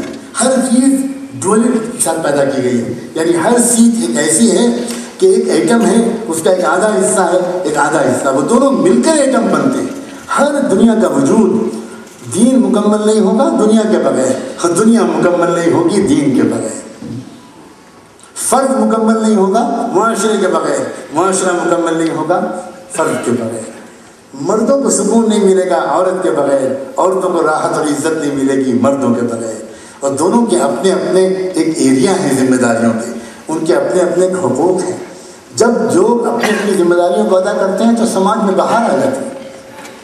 میں بڑی امید کے ساتھ جب کبھی بھی آتا ہوں یہاں, میں ایک امید کا چراغ دل میں روشن کر کے آتا ہوں, کیونکہ بہت جگہ جانا ہوتا ہے لیکن میرا دل چاہتا ہے کہ آپ اپنی اہمیت کو سمجھیں. آپ یہ محسوس کریں کہ آپ کے سینوں میں پہلے سے ایک روحانی حص موجود ہے. یہ ہر زمین کے ہر خطے کو نصیب نہیں ہوتی. جو ایک تاریخ ہے یہاں اولیاء اللہ کی, ایک تاریخ ہے اس خطے کی روحانی, اس کے اثرات آپ کے اندر موجود ہیں. زمانے کے بہت سے لوگ ہیں جو آپ کی اس پوٹینشل کو سمجھتے ہیں, وہ ہم ہی نہیں جانتے اپنے پوٹینشل کو, وہ الگ بات ہے. پتا پتا بوٹا بوٹا حال ہمارا جانے ہے, پتا پتا بوٹا بوٹا حال ہمارا جانے ہے, جانے نہ جانے گل ہی نہ جانے باغ تو سارا جانے. بہت سی دنیا کے لوگ آپ کے پوٹینشل کو سمجھتے ہیں, وہ جانتے ہیں کہ یہ جو خطہ ہے اس علاقے کے نوجوان لڑکے اور لڑکیاں، اس علاقے کے مرد اور عورتیں، اس علاقے کے علماء اور سائنسدان، اس علاقے کے مدرسے اور یونیورسٹیوں کے لوگ، اس علاقے کے غریب اور امیر، اگر انہوں نے ذرا اپنے پوٹینشل کو سمجھ کر اپنی تعلیم و تربیت کو مکمل کرنے کی کوشش میں یہ لگ گئے، اور انہوں نے اپنی دامن کو، اپنی نگاہوں کو پاکیزہ رکھا، اپنے دامن پر دھبے نہ لگنے دیے، بلند مقاصد کے لیے جینا انہوں نے اپنا مشن بنا لیا، صرف اپنے لیے جینے کے بجائے یہ انسانی برادری کے لیے جینے والے بن گئے، تو ان کی اس چھوٹے سے خطے سے بظاہر جو روشنی پھیلے گی اس کو روکنا آسان نہیں ہوگا۔ اسی لیے بہت سی اس طرح کی کوششیں کی جاتی ہیں جس طرح کی کوششوں سے ہم اور آپ ناواقف نہیں ہیں۔ یہ ڈسکوالیفیکیشن نہیں ہے، یہ کوالیفیکیشن ہے۔ یہ اس بات کا ثبوت ہے کہ آپ کے اندر کچھ مخصوص صلاحیتیں ہیں، لیکن اس مخصوص صلاحیتوں کو ذرا پروان چڑھائیں۔ کیسے پروان چڑھائیں؟ ایک آج عملی تجویز پیش کر کے میں اپنی اس بات کو مکمل کروں گا۔ یقین مانے میری پوری بات کا خلاصہ یہ ہے کہ دور حاضر کے وسائل کا حل بلا شبہ دور حاضر کے پیدا کرنے والے رب کے پاس ہے۔ اس رب نے جو شفقت بھری رہنمائی بھیجی ہے قرآن مجید کے ذریعے، ہم واپس آئیں قرآن کی طرف، ہم دور حاضر کو محبت کے ساتھ متوجہ کریں قرآن کی طرف۔ قرآن ہماری پراپرٹی نہیں ہے، قرآن پورے زمانے کے لیے اللہ کی طرف سے اتاری گئی کتاب ہدایت ہے، اور جب ہم قرآن کی طرف متوجہ ہوں گے تو یہ قرآن ہم کو کتاب کائنات کی طرف متوجہ کرے گا، اور یہ قرآن ایک ایسے معاشرے کا وجود میں لے گا جس میں علماء اور سائنسداں مشترکہ مقاصد کے لیے کام کر رہے ہوں، مشترکہ مقاصد کے لیے کام کر رہے ہیں۔ الگ الگ ہماری جہتیں ہیں، آج الگ الگ ہماری منزلیں ہیں، ہماری توانائیاں بہت منتشر ہیں، بہت بکھر رہی ہیں، کسی مخصوص ہدف کو لے کر، ایک مثبت متعین ٹارگٹ کو لے کر ہم اپنی کوششوں کو مجتمع کریں۔ میں اس دن کا خواب دیکھ رہا ہوں، اور صرف خواب نہیں دیکھ رہا بلکہ اس کے لیے الحمدللہ عملی طور پر کوشاں ہوں، جبکہ علم کی یہ دونوں شاخیں ایک ہی چھت کے نیچے پڑھائی جائیں، ایک ہی جگہ پر پڑھائی جائیں۔ جب تک علم کی یہ دونوں شاخیں کتاب کائنات اور کتاب ہدایت، ان دونوں کا علم ایک ہی جگہ پر نہیں پڑھایا جائے گا جیسا کہ 1000 سال پہلے پڑھایا جا رہا تھا۔ یہ تو تقسیم یورپ کے آنے کے بعد ہوئی ہے، جب سائنس وہاں سے گزر کر آئی ہے تب وہ لامذہب ہو گئی، ورنہ سائنس کبھی بھی لامذہب نہیں تھی، اور مذہب کبھی بھی کتاب کائنات کا ناقدرہ نہیں تھا۔ مذہب کی تو پہلی ہی آیت میں، قرآن کی پہلی ہی آیت میں اس کتاب کائنات کے مطالعے کا حکم دیا گیا تھا۔ ناممکن ہے کہ کتاب کائنات کی ناقدری سکھائے یہ اسلام۔ قرآن مجید میں صاف صاف کہا گیا تھا، اب تک ہم تم کو صرف جو اپنی نشانیاں دکھاتے تھے یا پڑھواتے تھے وہ آسمان سے اترنے والی کتابوں اور صحیفوں میں، لیکن آنے والے زمانے میں ہم تم کو اپنی آیات دکھائیں گے انفس اور آفاق میں، یعنی تمہارے اندر جو ہماری نشانیاں چھپی ہوئی ہیں، انسانی جسم میں، انسانی دماغ میں ایک ایک سیل نشانی ہے، آنکھ کی پتلی نشانی ہے، آنکھ کس طرح دیکھتی ہے ایک زبردست آیت ہے اللہ تعالیٰ کی، کان کس طرح سنتا ہے یہ اللہ کی ایک آیت ہے، دماغ کس طرح سوچتا ہے، کس طرح فیصلہ کرتا ہے انسان، یہ اللہ کی آیت ہے۔ آنے والے دنوں میں ہم تم کو تمہارے اندر چھپی ہوئی آیتیں بھی دکھائیں گے، اور کائنات کے اندر آفاق میں پھیلی ہوئی آیتیں بھی ہم تم کو دکھائیں گے۔ اب تک یہ آیتیں ہم نے دکھائی نہیں تھی، اب دکھائیں گے۔ بہت فرق ہے آیات کے سنانے میں اور آیات کے دکھانے میں۔ یہ تو دیکھنے کا دور ہے، یہ بعثت محمدی کے بعد آیا ہے، اور یہ اللہ کے پلان کے مطابق آیا ہے، اتفاق نہیں آیا ہے، یہ یورپ والوں کا تنہا کارنامہ نہیں ہے، اللہ کا منصوبہ تھا کہ ایسا ہوگا، چنانچہ ایسا ہوا۔ اور جب علم کی اس امانت کو ہم نے چھوڑ دیا تو اس اللہ تعالیٰ کو یہ علم تو امانت کو باقی رکھنی تھی، اس قافلے کو آگے رکھنا تھا، کسی اور قوم کو دے دیا، بجائے اس کے کہ ہم صرف تنقیدیں کریں، ہم صرف بد دعائیں کریں۔ ہونا یہ چاہیے کہ ہم اپنے دل کو مثبت جذبات سے سجائیں اور نئے سرے سے اسلام کو سمجھنے کی کوشش کریں، نئے سرے سے زمانے حاضر کو سمجھنے کی کوشش کریں۔ دور حاضر کو سمجھنے کے لیے بھی ہم کو کچھ نیا انداز اپنانے کی ضرورت ہے، جس کی طرف میں نے کوئی اشارے کرنے کی کوشش کی، کچھ اوپننگز دینے کی کوشش کی کہ ہم زمانے کو کس طرح دیکھیں۔ اسی طرح اسلام کو بھی ذرا بہتر طریقے پر سمجھنے کی ضرورت ہے۔ اسلام نظام عدل ہے، اسلام نظام جبر نہیں ہے، اسلام صرف ڈوز اینڈ ڈونٹس کی فہرست نہیں ہے، اسلام انسانیت کے آل راؤنڈ ڈیولپمنٹ کے لیے انسانیت کے شفیع پروردگار کی طرف سے اتارے گئے شفقت بھرے پیارے اصولوں کے مجموعے کا نام۔ اسلام دین فطرت ہے۔ قرآن مجید نے اسلام کو عنوان دیا ہے فطرت اللہ التی فطر الناس علیہا، یہ وہ فطرت ہے جس پر اللہ نے انسان کو پیدا کیا ہے، فطری چیز ہے یہ، کوئی چیز بھی خلاف فطرت کا مطالبہ اسلام ہم سے نہیں کرتا۔ کسی ایسی چیز کو اسلام نے ہمیں نہیں روکا ہے جس کو فطرت پسند کرتی ہو، انہی چیزوں سے اسلام نے ہم کو روکا ہے جن کو خود ہماری فطرت ناپسند کرتی ہے، اور جن چیزوں کا اسلام نے ہم سے مطالبہ کیا ہے وہ سب وہ چیزیں ہیں جن کو ہماری فطرت پسند کرتی ہے۔ وقت کی پابندی فطرت پسند کرتی ہے، حیا فطرت پسند کرتی ہے، سچائی فطرت پسند کرتی ہے، امانت داری فطرت پسند کرتی ہے، خدمت خلق فطرت پسند کرتی ہے، ماں باپ کا ادب احترام فطرت پسند کرتی ہے، شوہر میاں بیوی کے خوشگوار تعلقات فطرت پسند کرتی ہے، بچوں پر شفقت کی بارش فطرت پسند کرتی ہے، پڑوسیوں کے ساتھ حسن سلوک فطرت پسند کرتی ہے، ہیومن ریسورسز کا صحیح مینجمنٹ فطرت پسند کرتی ہے، فائنینشیل ریسورسز کا صحیح مینجمنٹ فطرت پسند کرتی ہے۔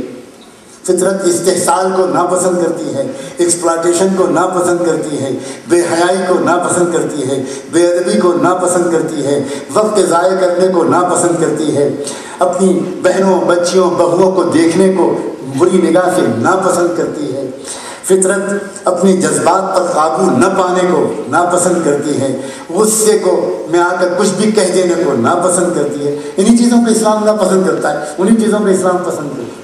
اسلام اور فطرت یہ دونوں ایک ہی چیز کی دو تصویریں ہیں، بلکہ اس طرح یوں سمجھیے کہ اللہ نے بڑا کرم کیا کہ یہ سوچ کر کہ انسانوں کو خود اپنی فطرت کے تقاضوں کو پڑھنے کا بوجھ نہ پڑے، بلکہ انسانوں کے لیے ہم آسانی مہیا کر دیں تو شریعت فطرت گویا انسانوں کو خود دے دیں۔ مجھے امید ہے انشاءاللہ کہ اگرچہ جو پورا مضمون تھا شاید میں اس کا حق ادا نہیں کر سکا، لیکن میں یہ ضرور امید کرتا ہوں کہ آج کی آپ کی اس نشست کے بعد آپ کے دل میں یہ شوق ضرور جاگے گا کہ آپ زمانے حاضر کو بھی مثبت انداز سے ذرا سمجھنے کی کوشش کریں، کیونکہ ہم معالج ہیں، ہم خدمت گزار ہیں، ہم فریق نہیں ہیں، ہم کسی کے دشمن نہیں ہیں، ہم کسی سے کچھ لینے والی امت نہیں ہے، ہم اقوام عالم کو کچھ دینے والے لوگ ہیں۔ اور دوسری بات، اسلام کو بھی بہتر طریقے پر سمجھنا، اس کے لیے کیا اچھا ہو کہ دارالعلوموں اور یونیورسٹیوں کا تعاون ہو، مطلب علماء کا اور ہمارے دانشوروں کا اور ایک دوسرے سے ملنا جلنا ہو، کیا اچھا ہو کہ تبادلہ خیال ہو، کیا اچھا ہو کہ ہمارے دانشور حضرات، ہمارے نوجوان طلباء و طالبات یہ درس قرآن کے حلقوں میں پہنچیں، علماء سے کہیں کہ آپ ہم کو قرآن سمجھائیے، ایک دوسرے کے پاس جو علم ہے اس کا تبادلہ کیجیے۔ اللہ تبارک و تعالیٰ آپ کو عزتوں سے نوازے۔ میں نہایت ممنون مشکور ہوں کہ آپ نے ایک چھوٹے سے گمنام سے طالب علم کو یہ موقع دیا کہ آپ ایک مائناز یونیورسٹی میں منتخب ترین لوگ جمع ہوئے، اور میں بہت ممنون ہوں ہمارے پروفیسر طلعت صاحب کا۔ مجھے بتایا ہمارے منظور صاحب نے کہ جب آپ کے سامنے اس پروگرام کی تجویز رکھی گئی تو آپ نے بہت ہی خوشی کے ساتھ، بہت ہی مسرت کا اظہار کرتے ہوئے اس کو قبول کیا، اور یہ یقیناً آپ کے شایان شان ہے۔ اللہ کرے اس یونیورسٹی سے علم کے قافلے کی اس تکمیل کا آغاز ہو۔ اسی طرح میں کس یونیورسٹی سے یہ امید کروں؟ میں ظاہر ہے کہ اگر میں اس خطے میں کسی بھی یونیورسٹی سے یہ امید کر سکتا ہوں کہ وہ کتاب کائنات اور کتاب ہدایت ان دونوں کے مطالعے کی طرف ذرا قدم بڑھائے اور ان دونوں کے مطالعے کے درمیان کے فاصلوں کو گھٹائے، تو میرے علم کے مطابق تو یہی یونیورسٹی ہے اس خطے میں جو اس کی مستحق ہے کہ میں علم کے ایک طالبوں کے قافلے کی طرف سے درخواست یہاں پیش کروں۔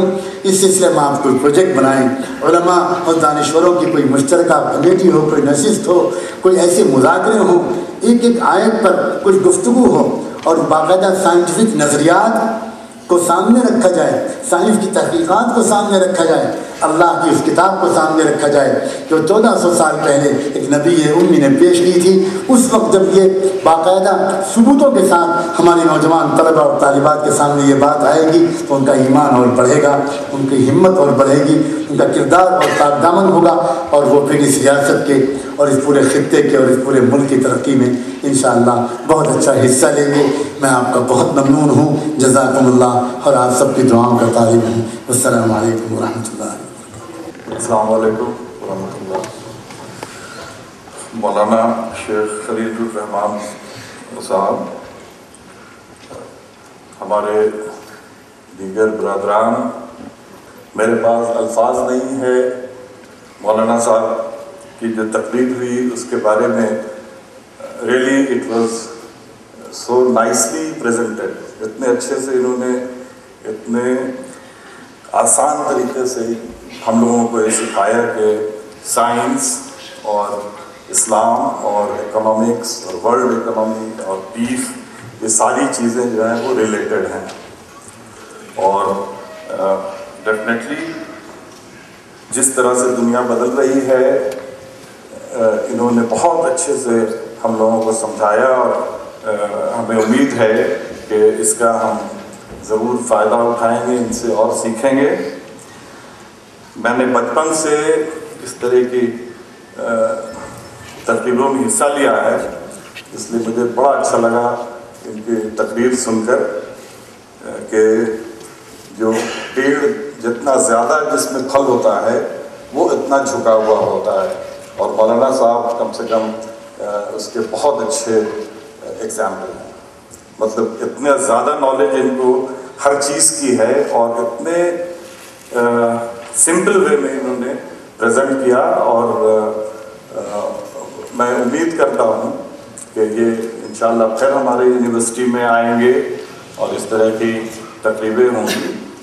اور ہمارے یونیورسٹی میں اسلامک اسٹڈیز کا ڈپارٹمنٹ ہے، انہوں نے بہت اچھی چیز بتائی ہے کہ کلام پاک کی آیتوں کو سمجھا جائے اور اسے سائنٹیفک وے میں دیکھیں کہ اس سے کیا کیا ہم نئی چیزیں سمجھ سکتے ہیں، اور اس کے لیے میں بالکل ایگری کرتا ہوں کہ کشمیر یونیورسٹی ایک ایسی یونیورسٹی ہے جہاں پہ اس کے لیے ماحول پیدا ہونا چاہیے۔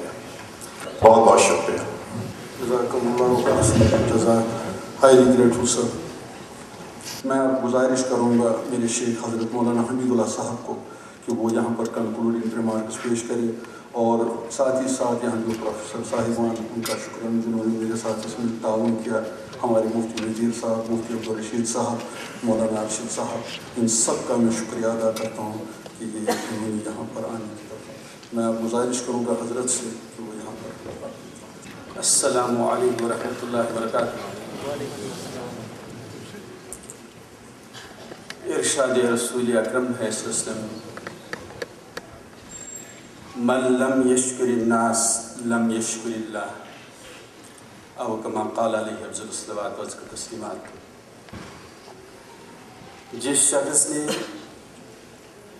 لوگوں کا شکریہ ادا نہ کیا اس نے اللہ کا بھی شکریہ ادا نہیں کیا۔ شکریہ اس کا مفہوم اور میننگ کیا ہے؟ محسن کا احسان پہچان، کریم کا کرم پہچان۔ ہماری سائیکالوجی اور نفسیات پوری انسانیت کی ایسی واقع ہو چکی ہے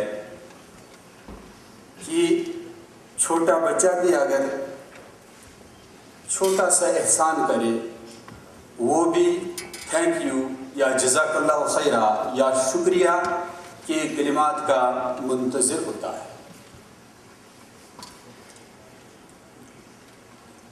سب سے پہلے میں اللہ عز شانہ جل جلالہ کا بہت زیادہ شکر گزار ہوں جس نے حالات کو مساعد اور سازگار فرمایا۔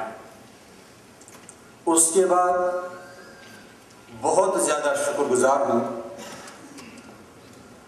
مفسر زمانہ، محدث اور متکلم اسلام علامہ نعمانی صاحب جو اس وقت تشریف فرما ہیں اور جنہوں نے بہت ہی عظیم الشان خطاب فرمایا، جو روحانی انوار سے معمور تھی وہ تقریر، اللہ تعالیٰ ان کے درجات کو بلند فرمائے، ان کی عمر میں بہت زیادہ اضافہ فرمائے اور آپ کا سایہ تادیر ہم غریبوں اور مسکینوں پر قائم رکھے۔ اس کے بعد ڈی سی صاحب کا بھی مشکور اور ممنون ہوں، وائس چانسلر صاحب اور پروفیسرز، لیکچررز اور اسٹوڈنٹس جنہوں نے ہمارے یہ موقع فراہم فرمائے اور اس میں شرکت فرمائی۔ ایسے ہی انتظامیہ کمیٹی، پولیس ڈپارٹمنٹ اور ہو سکتا ہے یہاں میڈیا کے بھی لوگ ہوں، ہم سب کے شکر گزار ہیں۔ جزاکم اللہ فی الدارین خیرا۔ اخیر میں عرض ہے کہ اس شکر گزاری کی بیک گراؤنڈ کیا ہے؟ دراصل اجود الاجودین، سب سے زیادہ احسان کرنے والوں کے سب سے زیادہ محسن احسان کرنے والے بینیفیکٹ وہ اللہ ہیں عز شان و جل جلالہ۔ آج ایک ایک فرد انسانی اللہ کے بحر کرم میں گوتزن ہے، لیکن اس مولا کو یاد نہیں کر رہا ہے۔ پیر رومی رحمت اللہ علیہ انہوں نے بہترین پیرائے میں ہماری تربیت کے لیے یہ واقعہ پیش کیا ہے کہ ایک حاجی صاحب حج کو تشریف لے جا رہے تھے، مجھ جیسے کسی شخص نے استدعا کی کہ برائے کرم میرے لیے ٹوپی لے آنا، قلم لے آنا، تسبیح لے آنا۔ بہرحال وہ ٹوپی لے آیا تو وہ شکر گزاری میں مست ہو گیا۔ تو پیر رومی فرماتے ہیں ٹوپی والا یاد رہ گیا، سر والا یاد نہیں رہا۔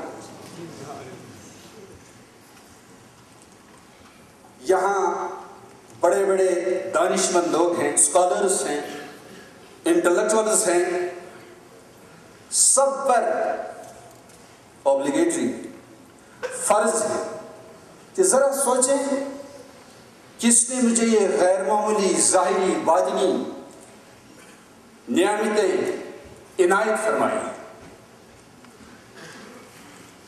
کل کا واقعہ ہے، ایک انجینئر اسلام آباد کا،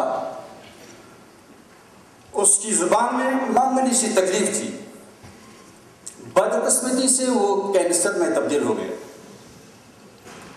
اس وقت وہ بمبئی میں ہے۔ کل پریشان کن یہ خبر مجھ کو ملی دوست کے ذریعے سے کہ major part of his tongue has been cut off. کیا دنیا کی کوئی طاقت اس کو وہ زبان ٹنگ دے سکتی ہے؟ مجھ پر، آپ پر، ایک ایک فرد پر بے شمار اللہ کے احسانات ہیں، کرم ہے۔ اس لیے اللہ کے ساتھ رابطہ ہر مسلمان پر، ہر انسان پر قائم کرنا فرض اولین ہے۔ اسی کے لیے word of God the Holy Quran, work of God the universe, دونوں کو ریلیونس اور کنیکشن کے ساتھ آگے لے جانا ہے۔ اور دونوں میں سبق حاصل کر کے اس راہ متوازن معتدل پر چل کر ابدی زندگی گزارنے کے لیے انتھک کوششیں کریں۔ مجھے امید ہے کہ آج ویلکو کی طرف سے جو یہ پروگرام آرگنائز کیا گیا، ہم زیادہ سے زیادہ انشاءاللہ اس سے استفادہ اور فیض حاصل کرتے رہیں گے۔ وآخر دعوانا الحمدللہ رب العالمین۔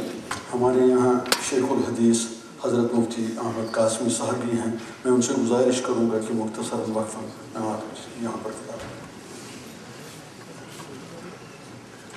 السلام علیکم ورحمۃ اللہ وبرکاتہ۔ حضرات گرامی، اتنا قیمتی، اتنا مفصل، اتنا بصیرت افروز، حقائق کی گہرائیوں سے نکلا ہوا اور کائنات کے نظام کو سمجھانے والا اتنا قیمتی خطاب سننے کے بعد ہماری یہ گفتگو کہیں ایسا نہ ہو اس کے خطاب کی تاثیر کو متاثر کر دے۔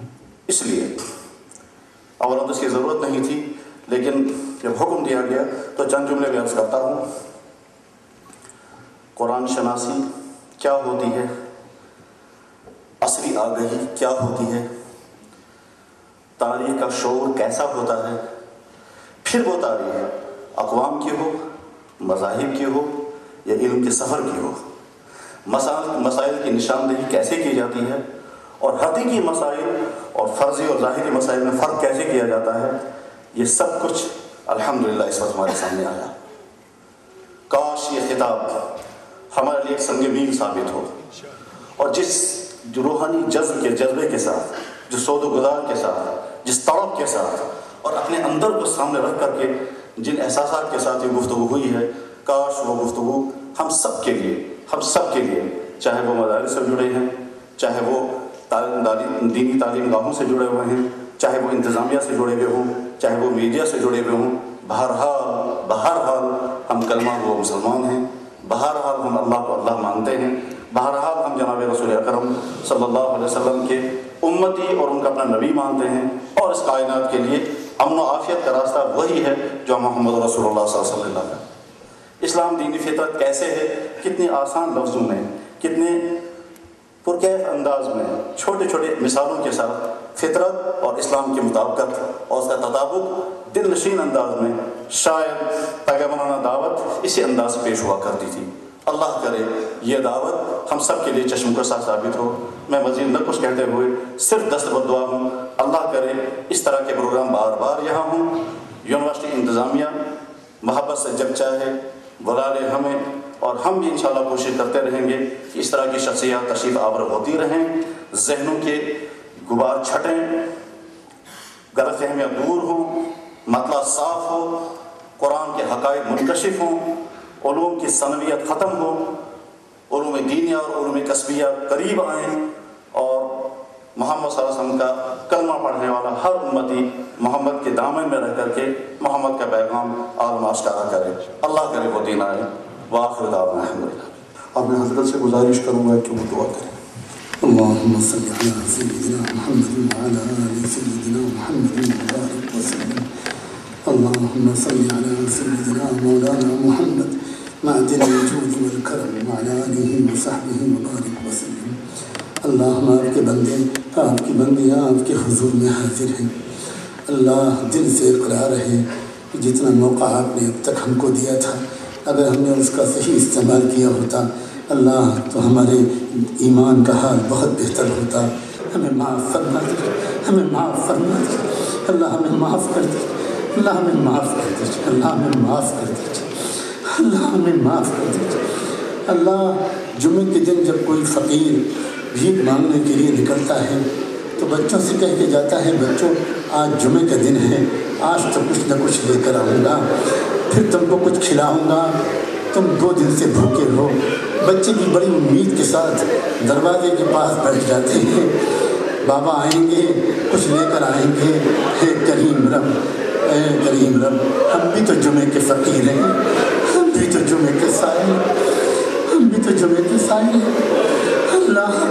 اللہ وہ فقیر جس دروازے پر گیا تھا، اللہ وہ تو مخلوق کا دروازہ تھا، وہ مخلوق تو خود محتاج، وہ مخلوق تو خود فقیر، لیکن ہم آج کے فقیر جس دروازے پر آئے ہیں وہ کریم کا دروازہ ہے، وہ غنی کا دروازہ ہے۔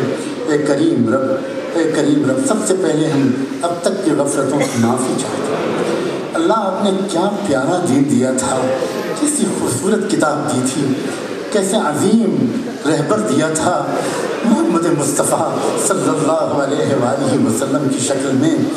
اللہ اللہ ہم نے قدر نہ کی، ہم نے قدر نہ کی، ہم نے قدر نہ کی۔ اللہ جن کو دنیا کی تہذیبوں کے استادوں کا استاد بننا چاہیے تھا، وہ دنیا کے کم سمجھوں کے نقال بن گئے۔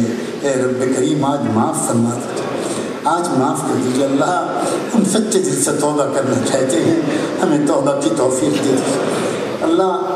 یہ اتنا بڑا مجمع آپ کے بندوں اور بندیوں کا کیسے ممکن ہے کہ اس میں کوئی بھی ایسا نہ ہو جس کی آمین ہم کو پسند ہو اللہ۔ یہاں علماء بھی ہیں، یہاں حفاظ قرآن بھی ہیں اللہ، یہاں اساتذہ علم و دانش بھی ہیں اللہ، یہاں وہ نوجوان بھی ہیں، لڑکے اور لڑکیاں جو بڑی مشکل سے اپنے آپ کو گناہوں سے بچانے کی کوشش کر رہے ہیں اللہ۔ یوسف علیہ السلام کے پیچھے تو ایک زلیخا لگی تھی، ہمارے نوجوانوں کے پیچھے تو ہزاروں زلیخائیں لگی ہیں اللہ۔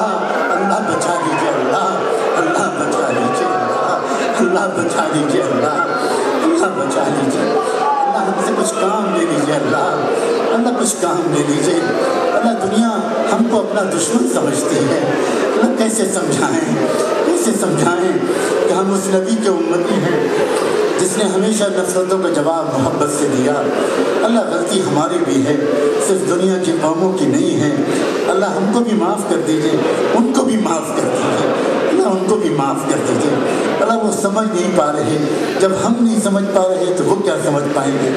اے کریم رب، اے کریم رب، آج ہمیں محبت کی نظر سے دیکھ لیجیے، ایک نظر ڈال دیجیے اللہ، ایک نظر ڈال دیجیے اللہ۔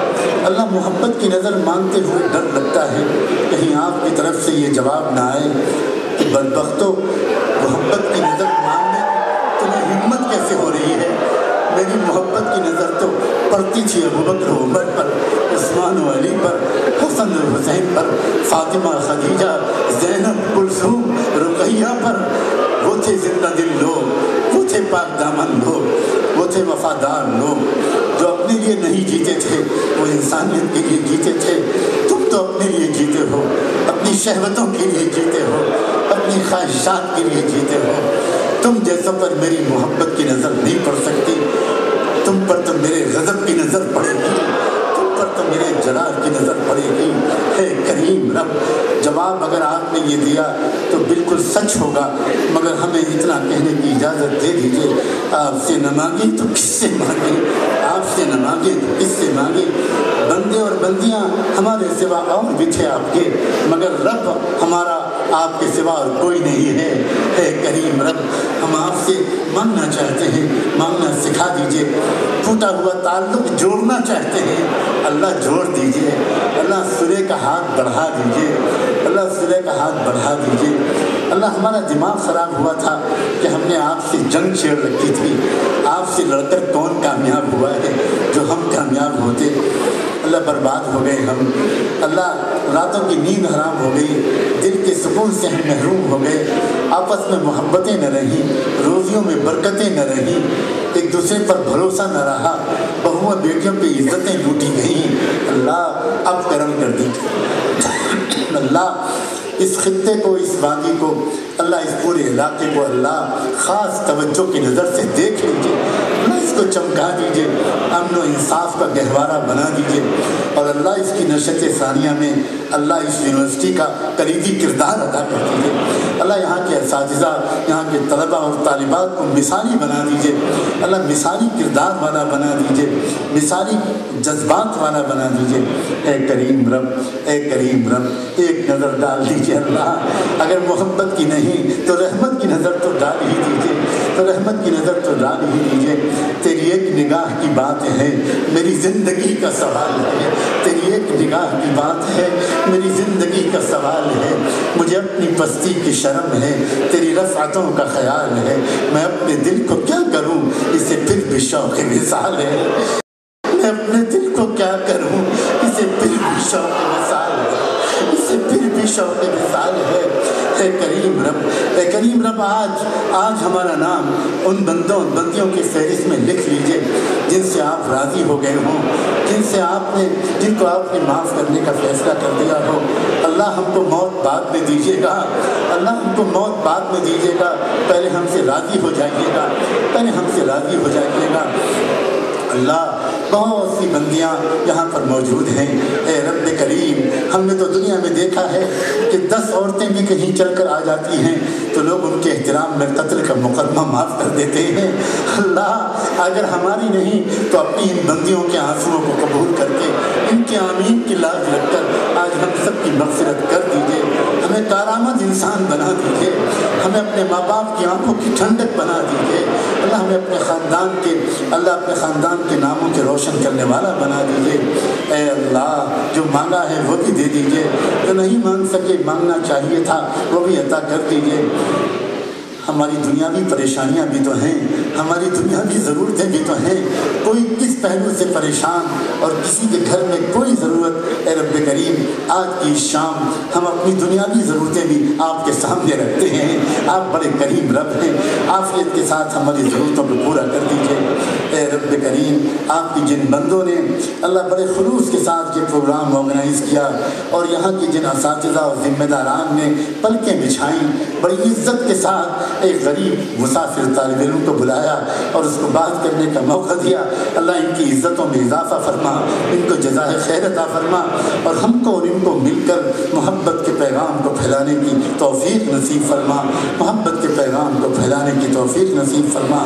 اللہ ایک گزارش اور ہے, ہم سب کی طرف سے ہمارے نام لے کر تمام نبیوں کی خدمت اقدس میں اور خصوصاً اللہ اپنے محبوب کی خدمت اقدس میں ہم سب کی طرف سے محبت برا درود و سلام بھجوا دیجیے ان پر اور ان کی آل پر, ان پر اور ان کے اہل بیت پر, صحابہ اور صحابیات پر.